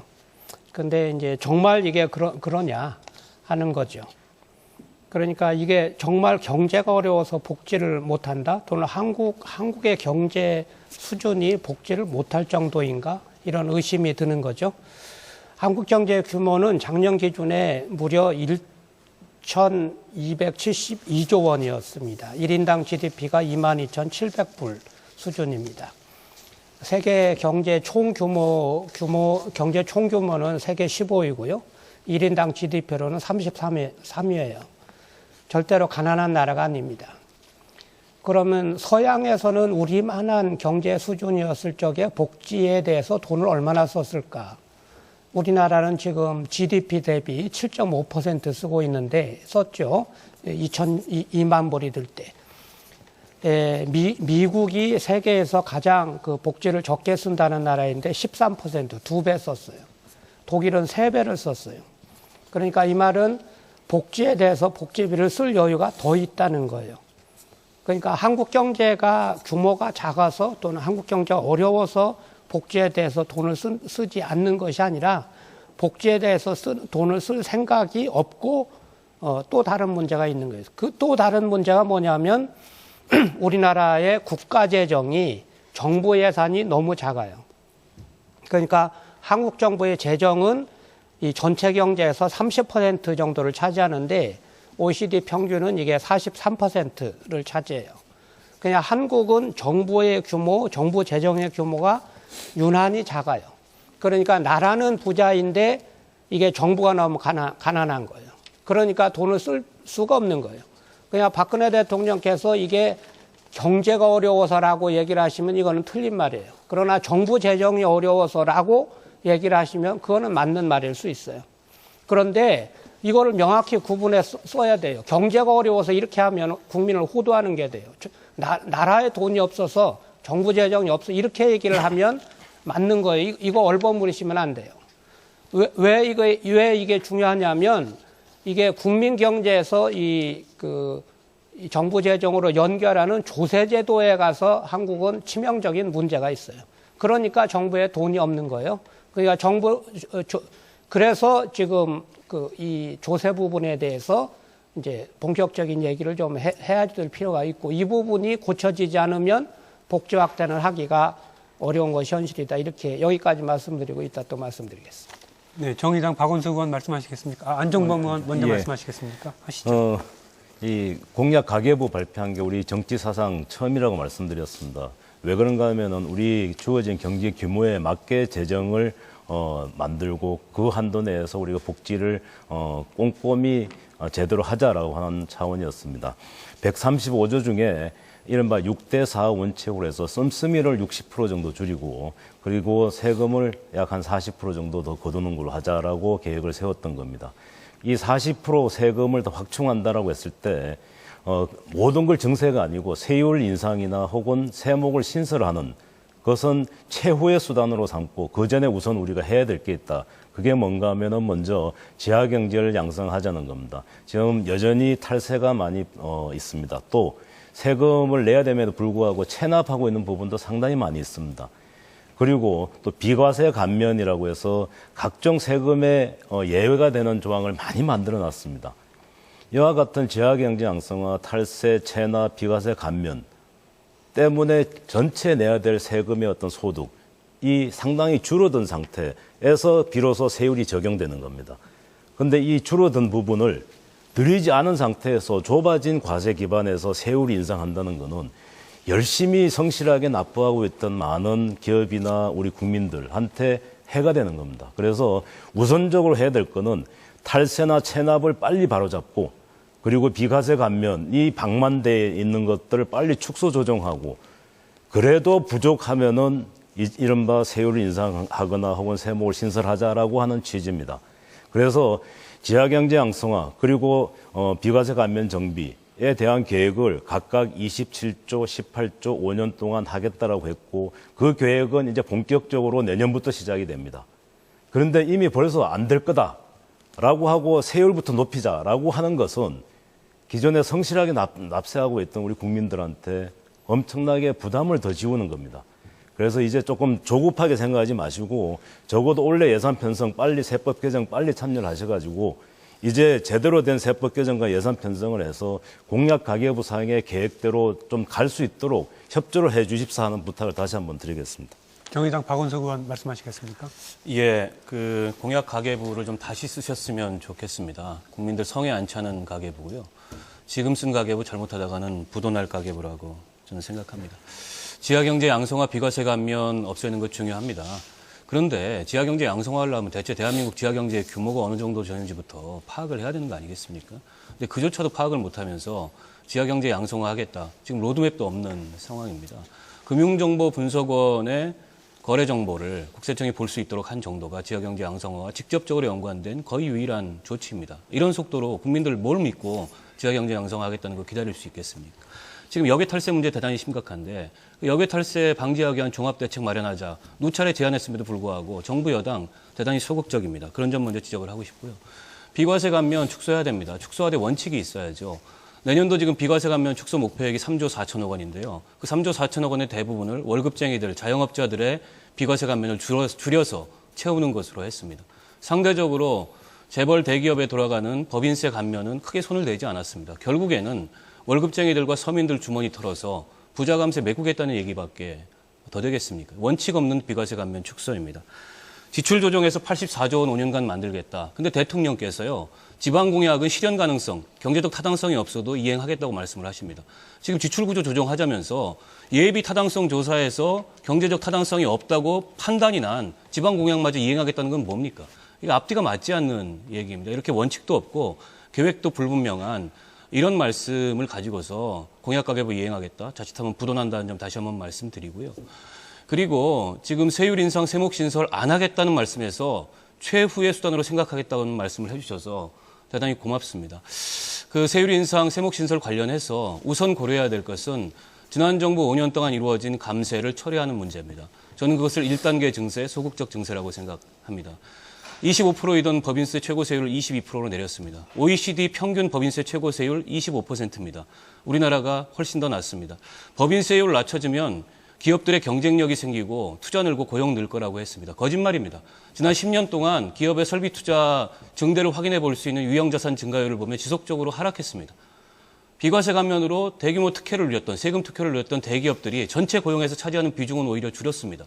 반면에 기업들이 사내에 유보한 금액 474조 원, 천문학적으로 늘었습니다. 결국에는 비과세 감면해줘서 재벌들의 금고를 불린 것입니다.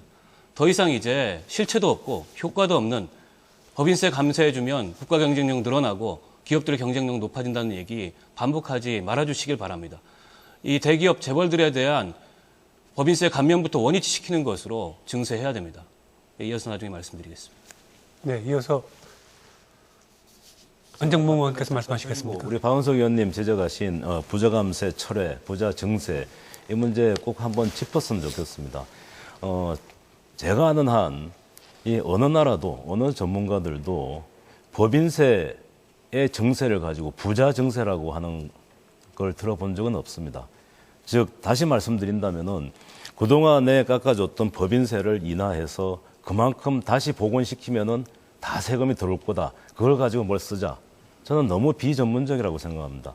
저도 학자 출신이지만 그동안의 법인세 인하를 통한 효과라는 게 전 세계적으로 상당히 많이 입증된 바가 있습니다. 그렇다고 제가 재벌을 옹호하고 하기 위해서 말씀드리는 건 결코 아닙니다. 만약에 거꾸로 부자 감세 처리한다라고 해서 가능하지 않다는 겁니다. 그동안의 부자 감세, 이른바 법인세 인하를 해서 그것이 전부 이 재벌들의 사내 유보로 갔느냐, 꼭 그렇지 않습니다. 많은 연구 결과가 있습니다. 즉 법인세를 다시 인상한다고 했을 때 반대로 그것이 법인의 부담으로 다 가는 게 아니고 반드시 전가가 이루어집니다.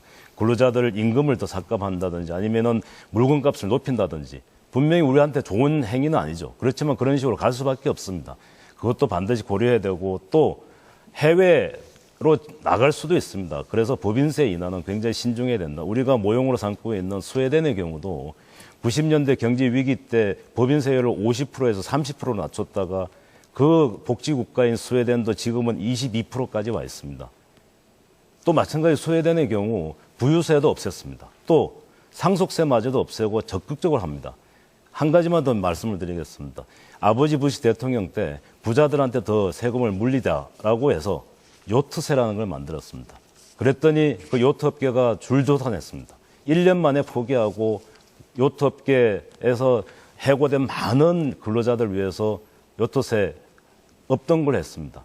우리가 부자한테 더 증세해서 얻을 수 있는 효과가 그대로 된다면 몰라도 그렇지 않을 경우는 굉장히 신중해야 되고 전문적이어야 된다라고 하는 말씀을 드리겠습니다. 정의당 박원석 의원께서 먼저 발언을 네, 신청하셨습니다. 안종범 의원께서 그 법인에 대한 감세를 두고 부자 감세라고 얘기하는 전 세계 어느 나라도 없다고 말씀을 하셔서 정정하겠습니다. 재벌 감세, 대기업 감세라고 그럼 정정을 해드리겠습니다.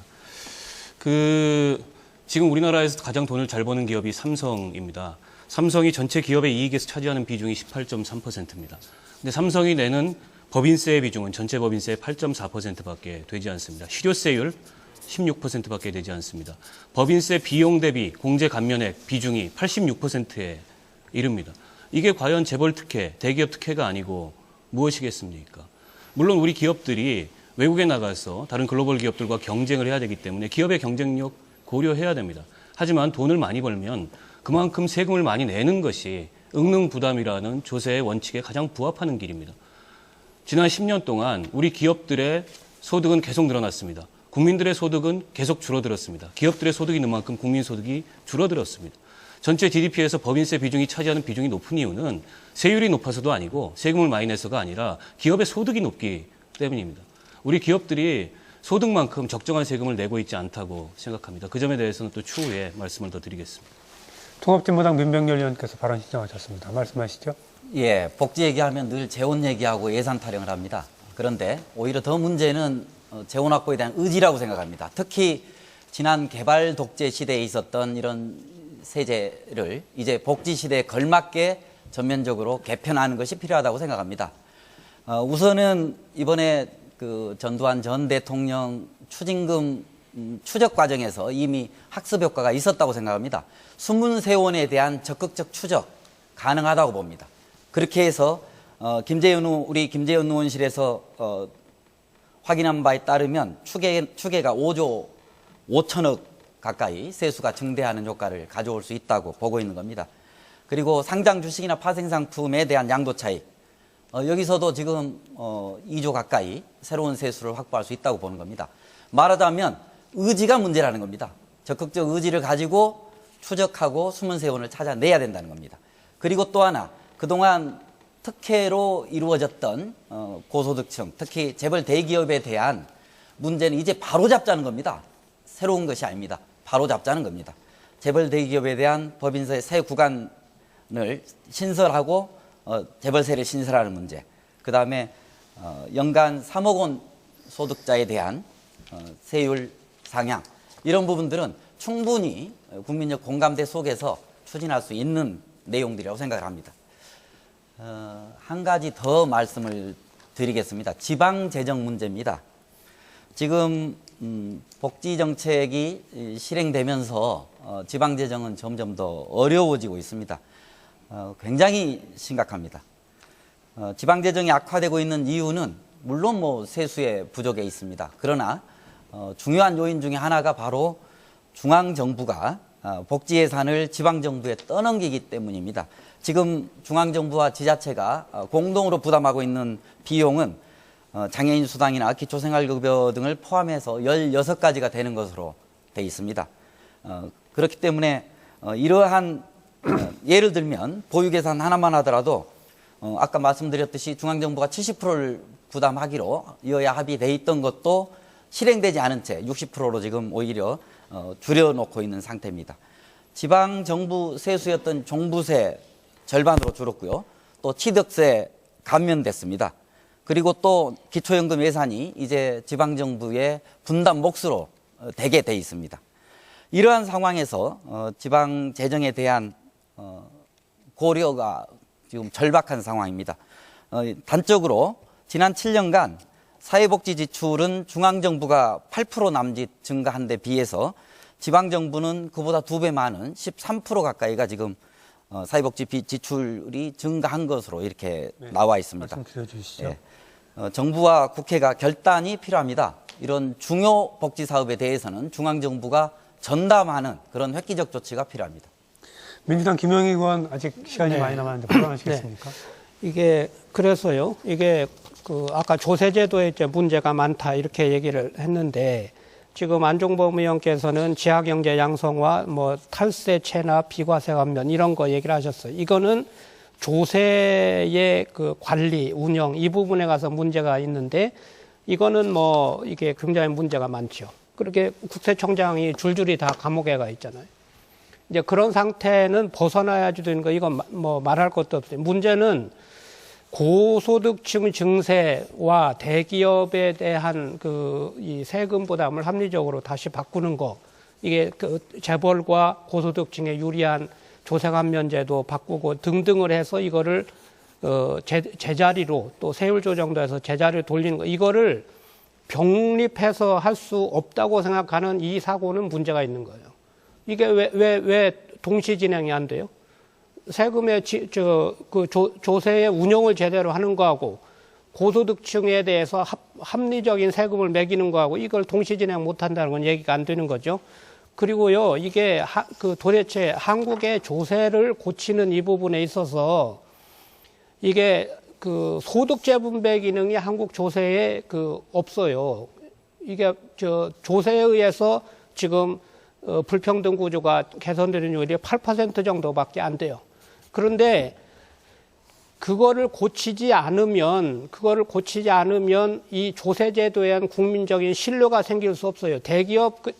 대기업이나 지금 고소득층한테 증세를 하자고 하는 얘기가 단순히 미우니까 또는 돈 많이 버는 거냐 때문이라는 그 문제가 아니라 조세의 구조가 충분히 누진적이어서 부자가 부자의 행세를 하고 부자의 의무를 다할 수 있는 조세 구조를 갖춰야 그 다음 단계로 일반 국민들도 세금을 더 낼 생각을 할 수 있지 않겠어요.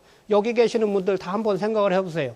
이게 한국의 부자들이 충분한 세금을 내지 않는데 왜 내가 세금을 더 내야 되냐 이 말이야.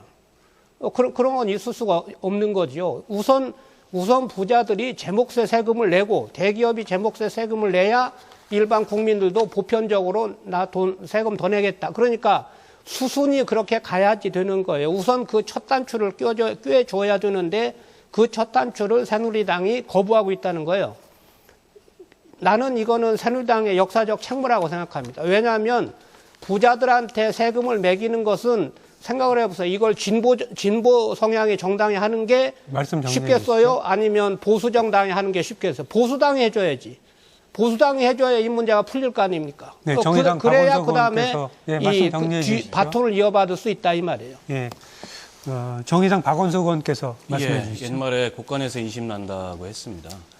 그 돈이 있어야 복지를 하는 거고 돈을 만들 수 없는 게 아닙니다. 만들 수 있습니다. 대기업, 재벌 기업들에게 과도하게 가 있는 비과세 감면 정리하고 축소하면 지금이라도 3조 원 정도의 재원 마련 가능합니다. 뿐만 아니라 22%로 세율 내렸던 법인세 세율 25%로 원상 회복하면 3조 6천억 원 정도 당장 돈 마련이 가능합니다. 1단계 이런 그 증세 해야 됩니다. 뿐만 아니라 더 적극적인 2단계 증세 해야 됩니다. 2단계 증세의 방안으로 저희 정의당에서는 사회복지 목적세 도입을 주장하고 있습니다. 우리 국민들이 증세에 대해서 반감을 갖는 이유는 두 가지입니다. 하나는 과연 형평성이 있느냐. 재벌들한테는 감세하면서 왜 나한테 증세하려고 그러냐. 이런 문제입니다. 두 번째는 증세를 해서 세금을 더 내면 그게 복지로 돌아오냐. 이 믿음이 없는 것이 문제입니다. 사회복지세 문제는 이 두 가지 문제를 한꺼번에 해결할 수가 있습니다. 기존의 소득세, 법인세, 상속증여세, 종합부동산세 이렇게 5가지 세금에다가 10%에서 20% 가산하는 방식으로 사회복지세를 만듭니다. 당연히 돈이 많은 사람, 재산이 많은 사람들이 세금을 많이 내도록 되어 있습니다. 그조차도 도입 2년 동안은 고소득층과 대기업만 부담하도록 제도를 설계하고 있습니다. 이렇게 되면 한 해 12조 원 정도 세금이 즉시 마련이 가능하고 장래 2년 이후에 이걸 중산층 서민까지 세부담을 확대하게 되면 17조 원 정도의 세금 마련이 가능합니다. 이 돈은 전액 복지에만 쓰는 목적세입니다. 과거 우리나라는 국가방위를 위해서 방위세라는 목적세를 도입했고 또 교통시설 인프라 확충을 위해서 교통세라는 목적세를 도입했고 또 교육세, 농어촌 특별세 이런 목적세 도입을 했던 경험이 있습니다. 길 까는데, 무기 사는데 목적세 도입했는데 사회복지를 위해서 목적세 도입 못할 이유가 없습니다. 재정 경직성이 생긴다 이런 비판은 너무 한가하고 아니란 얘기라고 생각합니다. 이 돈은 전액 지방자치단체의 사회복지 교부금으로 내려서 어려운 지방재정 문제도 동시에 해결할 수 있는 재정적 대안을 정의당은 갖고 있습니다. 네, 이어서 새누리당 안정범 의원 말씀하시죠. 네, 우리 3당의 우리 의원님들이 거의 비슷한 지적을 해주신 게 공약 가계부 수정해야 된다. 지하경제 양성화 제대로 안 될 거다라고 하셨는데 저는 그렇게 생각하지 않습니다. 그리고 우리 당과 우리 정부도 그렇게 생각하지 않습니다. 아까 김용익 의원님께서 우리 재분배 기능이 약하다 그래서 8%밖에 안 된다라고 했는데 저도 책을 쓰고 논문을 썼지만 거의 대부분 학자들이 그와 같이 재분배 기능이 약한 이유는 두 가지입니다. 하나는 탈세와 체납이 워낙 방만되어 있고 또 두 번째는 비과세 감면이 너무나 과다하다라고 하는 게 우리 한국 세제를 보는 국제적인 여러 가지 학계에서의 공통적인 의견입니다. 그렇다면 뭘 먼저 해야 되겠습니까? 그와 같은 상황에 세율을 먼저 인상하겠습니까? 그래서는 안 됩니다. 먼저 지하경제 양성하기 위해서 탈세나 체납을 철저하게 막아야 됩니다. 그리고 비과세 감면 불필요하게 예외를 많이 뒀던 걸 예외를 줄여야 됩니다. 그러고 난 뒤에도 부족하면은 그 다음에 국민들한테 합의를 구해야 됩니다. 세율을 높일 건지 아니면은 지출을 줄일 건지에 대해서 합의를 구해야 됩니다.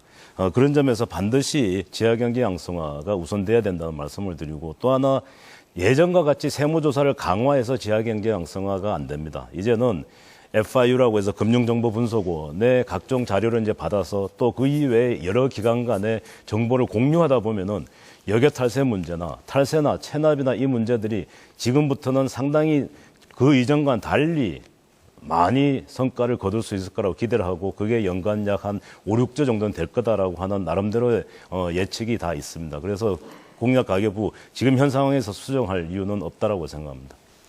네, 말씀 잘 들었습니다. 이어서 지금까지 나온 내용을 토대로 다시 전문가 패널이 질문을 하고 토론자의 답변을 듣는 순서로 이어가겠습니다. 앞서 진행한 방식과 같습니다. 두 분 패널과 토론자에게 모두 5분씩의 시간이 주어지고요. 패널 한 분이 2분 30초 정도씩 공정한 진행을 위해서 사용해 주시면 되겠습니다. 이번에는 패널의 질문 순서를 바꾸겠습니다.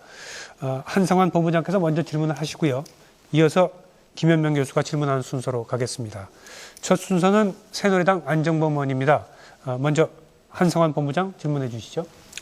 네, 일단 우리 정부 새누리당에서 어떻게든지 이제 조세 늘리는 거 최소화하겠다는 노력은 높이 삽니다. 그럼에도 불구하고 지적하고 싶은 부분은 정부에서 발표한 재정 계획을 보면 5년 내내 재정이 적자 재정 목표입니다. 2017년까지 한 해도 흑자나는 계획이 없습니다. 이렇게 계획부터 적자 재정 목표를 세워놓으시면 실제 이제 실적은 훨씬 더 적자로 나타나게 될 가능성이 굉장히 높은데 정부에서 지금 세율을 좀 높여서 세금을 좀 더 걷어들이든지 아니면 나눠주는 걸 좀 적게 나눠주든지 둘 중에 어느 한쪽으로 방향을 잡으셔야 될 것 같거든요. 이 적자 재정을 계속 이렇게 이걸 목표로 갖고 가는 게 적자 재정으로 가는 게 맞는 것인지 문제도 있고, 그다음에 거기에서 따져보면 새누리당이나 정부나 전부 다 페이고 원칙을 앞으로 도입하겠다는 입장이신 것 같은데 당장부터 페이고 원칙을 도입을 해서 돈 들어온 것만큼 쓰겠다. 많이 거두면 많이 쓰고 적게 들으면 적게 쓰겠다. 이런 쪽으로 가는 게 바람직한 방향 아닌가요? 네, 지금 말씀하신 페이고 지금 국회 내에서도 이제 논의를 하고 있습니다. 네. 사실 다르게 보시면은 페이고라고 하는 게 담겨 있는 게 바로 공약 가계부입니다. 앞으로 이런 복지 공약을 하겠다라고 해서 이렇게 재원을 마련하겠다라고 한 게 5년간 페이고 시스템이 바로 공약 가계부라고 할 수 있습니다. 지금 말씀하신 대로 적자 재정 계속 갈 수밖에 없는 상황은 저희들도 상당히 안타깝습니다. 그런데 원래 성장률이 원래 작년 예산을 짤 때 예측이 4%였습니다. 그런데 이제는 추경을 하지 않았으면 2.3%고 이제는 한 2.7 정도 될 거로 예상을 하는데 그만큼 원래 경제가 예상보다 많이 안 좋아졌습니다. 그걸 기초로 해서 올해 재정 적자의 GDP 대비 비중이 1.8%입니다. 그래서 그 정도 수준을 내년에 유지하고 이제 경제 활성화의 불씨가 이제 좀 살아났기 때문에 앞으로 좀 더 내년에 더 살아나고 했을 때는 원래 예상것보다 더 세입이 거쳐진다고 했을 때는 내년에 예측은 3.9% 이상 간다면 충분히 적자 재정 문제도 해결이 가능할 거라고 보여집니다. 근데 정부에서 지금 내놓은 재정 계획을 보면 올해 경기가 어려우니까 적자 재정이라고 하는 건 충분히 받아들일 수 있는데 2017년까지 계속 적자거든요. 그렇다는 건 새누리당은 지금 균형 조정을 포기한 걸로 보이는데 계획 자체가 그러면은요. 그거는 좀 문제 있는 거 아닙니까? 네, 그 균형 재정이라는 게 여러 가지 이제 결과가 뭘로 나타난가에 따라 다르지만 결국은 중요한 게 국가 부채의 어떤 수준 아니겠습니까? 그래서 국가 부채 수준이 지금 35%대인데 약 그 정도 수준으로 계속 유지를 하겠다라고 하는 그런 계획을 가지고 있으니까 지켜보시면 될 것 같습니다. 네, 이어서 김현명 교수께서 안정범 의원에게 질문해 주시죠. 예, 아까 말씀드렸듯이 새누리당도 복지를 적극적으로 수용을 했다는 측면에서 당연히 이제 재원 문제를 고민을 많이 하실 거라고 생각이 듭니다. 그리고 언젠가는 증세 필요성에 대해서도 공감을 좀 하신 거라고 생각이 듭니다. 대략 지금 우리나라의 전체 조세로 걷어들이는 돈과 사회보험 기여금까지 합치면 대략 GDP 대비로 한 25% 정도 얘기를 하고 있는데 새누리당이 지금 복지를 아무리 발전시킨다 하더라도 스웨덴 모형이나 이런 쪽까지 갈 것 같지는 않고요. 대략 영미형 복지국가 모델을 아무래도 선호하실 것 같은데 그쪽이 대략 조세 부담률이 사회보험 부담률까지 합쳐서 GDP 한 30% 정도 되기 때문에 절대액으로 따지면 GDP 5%니까 대략 현재보다 60조 원 정도를 더 세금이나 사회보험료로 걷어들여야지 우리가 영미형 수준의 복지국가 정도로 갈 수 있다라고 생각이 듭니다. 그래서 한 해 60조면은 법인세 규모 정도하고 맞먹을 텐데 앞으로 국민들의 판단을 위해서 이게 굉장히 좀 중요하다라고 생각이 듭니다. 전체적으로 국가 재정 규모를 늘려가야 되는데 어느 부분에서 어떻게 늘려갈 건지에 대한 새누리당의 입장이 굉장히 좀 중요하다라고 생각이 듭니다. 네, 굉장히 중요한 질문을 하셨는 것 같은데요. 새누리당의 기본적인 그리고 이 박근혜 정부의 기본적인 국정 운영 철학이 경제하고 복지가 선순환되도록 하자는 겁니다. 그래서 지금 말씀하신 대로 앞으로 복지 지출 분명히 늘 겁니다. 우리가 세계에서 가장 늦게 OECD 국가 중에 가장 늦게 고령화가 시작이 됐고 가장 빠르게 진전이 되고 있습니다. 그래서 앞으로의 또 복지 지출의 증가는 엄청나게 클 겁니다. 그래서 어느 정도 우리가 부담을 할 건가라고 했을 때 조세 부담하고 사회보험료 부담하고를 봤을 때 지금 현재는 25% 정도인데 앞으로 그 30% 정도까지 갈 수밖에 없다라고 했을 때 그 부담이라고 하는 게 지금 더 높여놓을 건지 아니면 네, 말씀 나중에 마무리해 높여놓을 주시죠. 건지에 대한 우리가 고려를 반드시 해야 되기 때문에 그런 측면에서 우리가 경제와 복지를 함께 보지 않는 한 우리가 굉장히 어려움을 겪을 거다라는 점에서 경제와 복지 같이 보면서 재정도 계속 건전하게 가야 된다 그런 말씀을 드리겠습니다. 예, 다음은 정의당 박원석 의원입니다. 먼저 한상환 본부장께서 질문해 주시죠. 네, 세 분 전부 다 부자 증세 쪽으로 증세하는 쪽으로 방향을 잡고 계시기 때문에 아마 공통의 질문 드리면 될 것 같은데요. 일단 그 증세를 하게 되면 조세 수입이 꼭 늘어나지 않는 조세 수입이 내려 줄어들 수 있다는 게 경제학계의 이론입니다. 그러니까 증세를 해서 반드시 조세 수입이 뭐 일부는 좀 늘어날 수 있겠습니다만 늘어난다는 보장이 없는 것인데 그 증세를 통해서 도대체 세율을 어느 정도까지 끌어올려서 그 증세를 할 것인지에 관한 질문이 하나고요. 그다음에 두 번째 질문은 제가 그 아까에도 질문에 있었습니다만 2050년쯤 되면 국민 부담률이 40%까지 올라갑니다. 그렇게 올라가면 그다음엔 부자 증세고 뭐 빈자 증세고 관계가 없이 다 똑같이 그 세부 부담이 굉장히 높아지게 되거든요. 그런데도 증세를 계속 추구해야 되는 것인지 답을 해주시기 바라겠습니다. 예, 우선은 그 말씀하셨듯이 증세를 하면 오히려 경기가 위축돼서 세금이 적게 들어올 거다 이렇게 경제학자들이 얘기하시는데 법인세 깎아주면 투자 늘어나고 고용 늘어날 거다 이것도 경제학자들이 얘기를 해오세요. 거의 맹신처럼. 근데 현실에서는 전혀 그런 효과가 증명이 안 된다는 점을 분명하게 말씀을 드리고 싶고요. 이데올로기로 현실을 자꾸 설명하려 하면 안 되고요. 우선은 저는 법인세 감세의 원상 회복을 주장합니다. 기존에 25%이던 걸 22%로 깎았는데요. 지금 OECD 평균 법인세 최고 세율이 25%입니다. 그 정도 수준으로 해도 국가 경쟁력에 큰 지장이 없고 당장 그렇게만 해도 3조 6천억 원 정도의 세수가 발생하기 때문에 지금 공약 가계부 이행하는 데 상당 정도 도움이 될 거라고 생각을 합니다. 장래에는 앞서 제가 사회복지세 말씀을 드렸습니다. 기존의 5가지 세금에 10%에서 20% 세율을 가산하는 방식으로 사회복지세를 만든다면 한 해 12조 원에서 17조 원 정도 사회복지에만 쓰는 세금을 거둘 수가 있고 제가 이걸 주장하는 이유는 간명하기 때문에 그렇습니다. 지금 소득세나 법인세 세율 인상 문제는 상당히 논란이 있을 수밖에 없고요. 소득세나 법인세는 과세 대상을 넓히는 것이 앞으로 조세개혁 방향이고 과제라고 생각합니다. 세율 인상을 그쪽에서 찾기보다는 오히려 사회복지에만 쓰는 국민들이 믿을 수 있는 세금을 만들어서 이 사회복지 재원을 확충하는 것이 지금 우리 현실에 맞지 않은가 싶고요.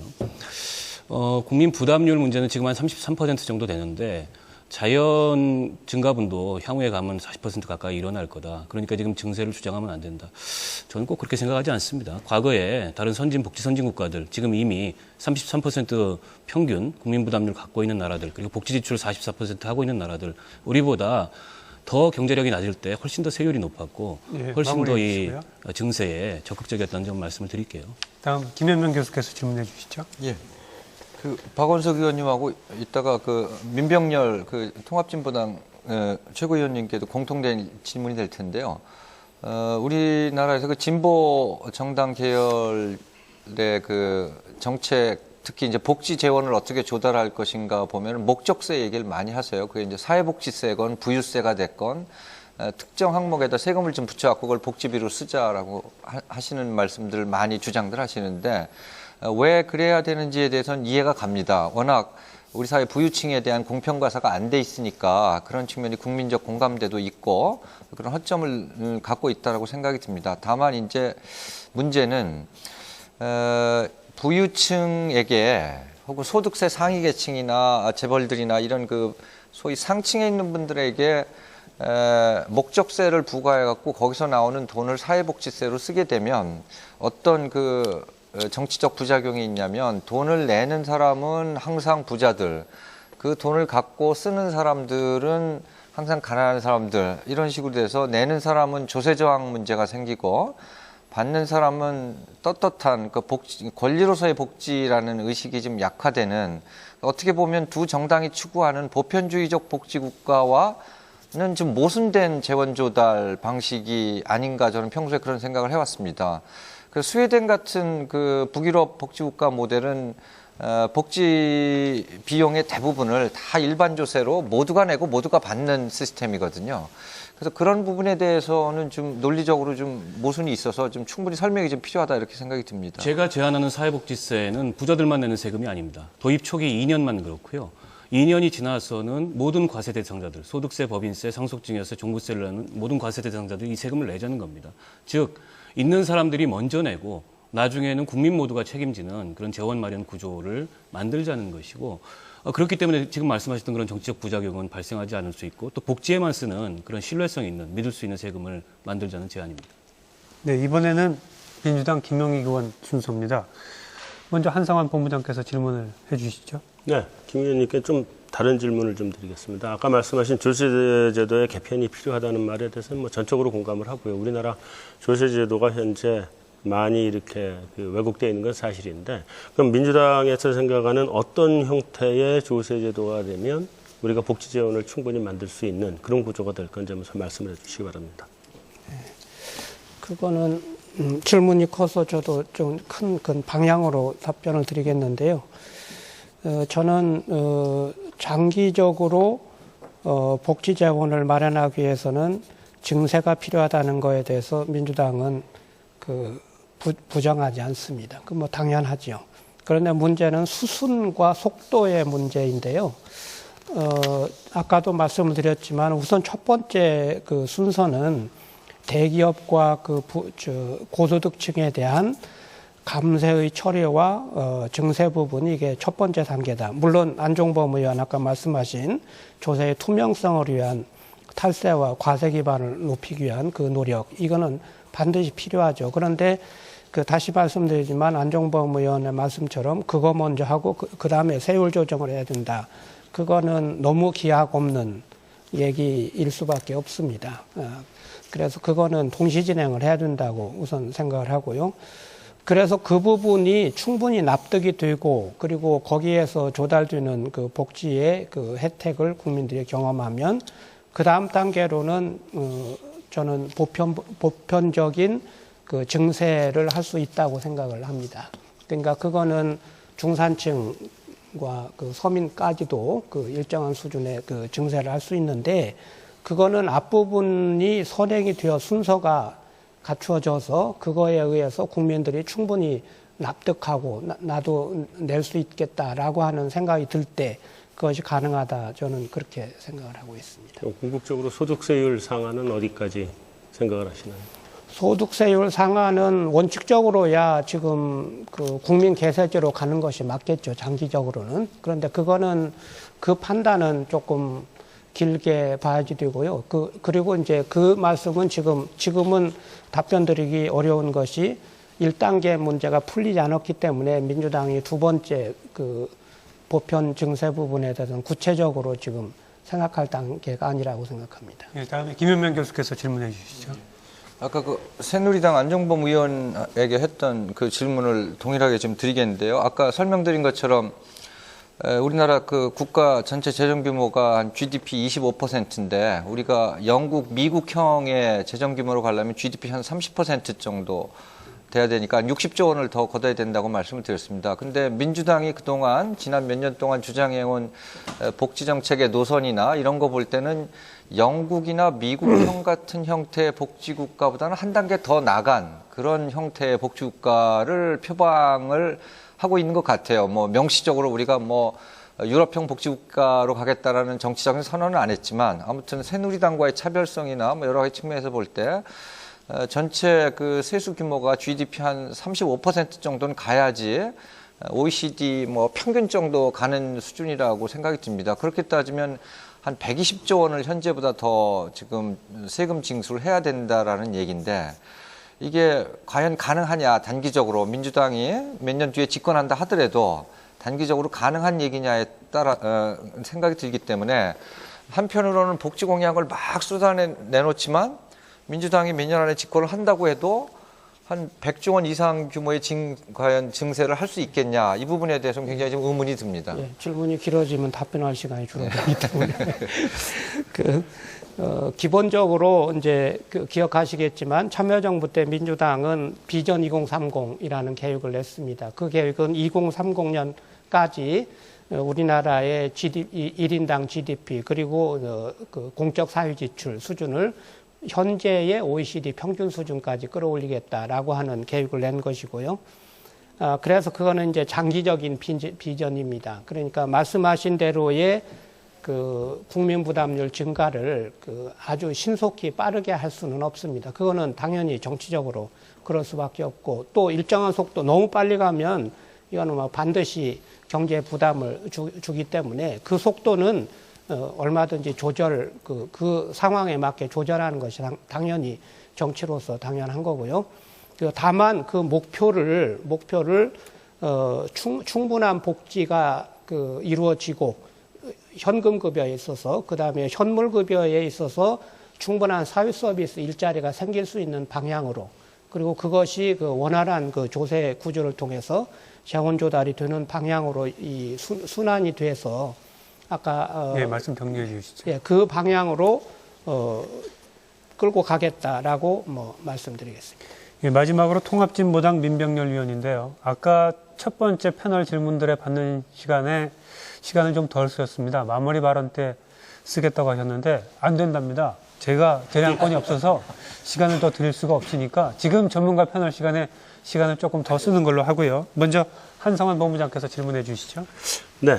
이 복지라고 하는 것이 이제 의무적 지출이죠. 한번 정해놓으면 그건 죽었다 깨도 줘야 됩니다. 그리고 정부가 국민한테 돈을 얼마 10만 원 준다 그랬다가 그 다음에 가가지고 돈 없으니까 못 주니까 받지 말아라 이렇게 얘기할 수도 있는 문제도 아니고 저항이 굉장히 심하죠. 그래서 복지 지출이라는 건 한번 늘리면 다시 줄이기가 힘든 게 복지 지출입니다. 거기에 반해서 그 세금이라고 하는 건 아까 뭐 여러 가지 조목조목 들어서 비과세 감면을 없애면 6조 원이 뭐 늘어나고 뭐 이런 말씀을 하셨는데 그게 계산상으로 수치상으로 보이는 숫자를 더하신 거겠죠. 그러니까 비과세 감면으로 혜택받는 규모가 예를 들어서 3조니까 그거 없애면 3조 늘어날 거고 세율이 지금 38%인데 거기서 뭐 50%로 늘리면 한 12% 더 늘어나니까 곱하기 하면은 얼마 더 늘어날 거고 이렇게 해서 총액을 계산해 놓으셨을 텐데 실제로 그거를 감면을 없앤다 해서 그 금액이 들어오는 게 아니고 세율을 올린다 해서 그 금액이 들어오는 건 아니거든요.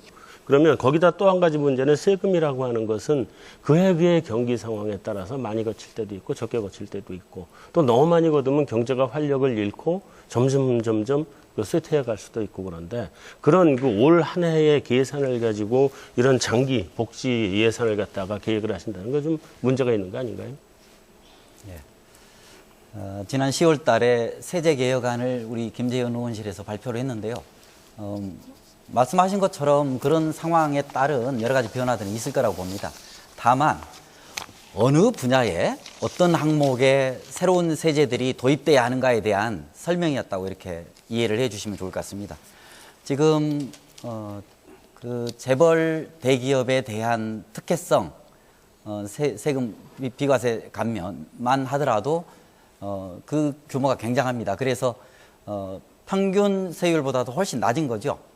삼성이나 LG나 현대나 전부 다 15%대 지금 그 실효세율이 적용되고 있을 정도니까요.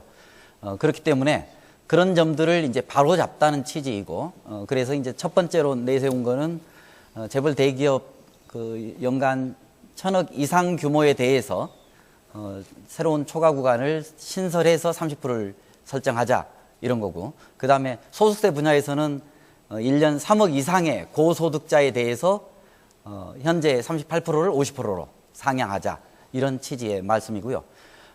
숨은 세원과 관련해서도 여러 가지 추적들이 가능하다고 봅니다. 아까 말씀드린 것처럼 파생상품이나 그다음에 그 고액 체납자에 대한 은닉재산 그리고 간이 과세자들이 일반 과세자들하고 이제 거래하면서 이게 이제 결국은 잡히지 않는 이런 세원이 돼버리는데 그래서 간이 과세자들에 대해서는 전액을 보전해 주더라도 간이 과세자들과 거래하는 일반 과세자들에 대해서는 세원을 확보하겠다 하는 것입니다. 그리고 이제 비과세 감면 R&D 공제나 고용창출 투자약 공제 이런 부분들을 통해서도 세수를 확보할 수 있다.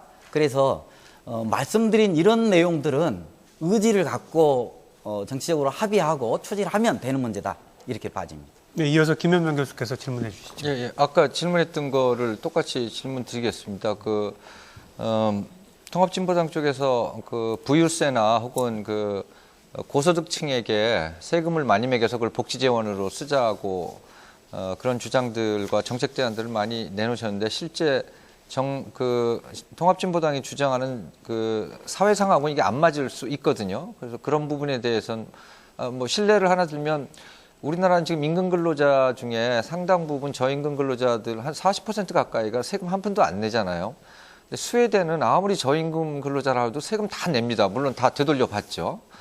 그런 의미에서 너무 그 사회복지 재원이 필요로 되는데 그거를 부유세만 한정시켜 갖고 걷게 되면 세원도 적고 부작용도 좀 있을 것 같은 그런 생각이 자꾸 들어서 이제 질문을 드립니다. 예. 네, 예.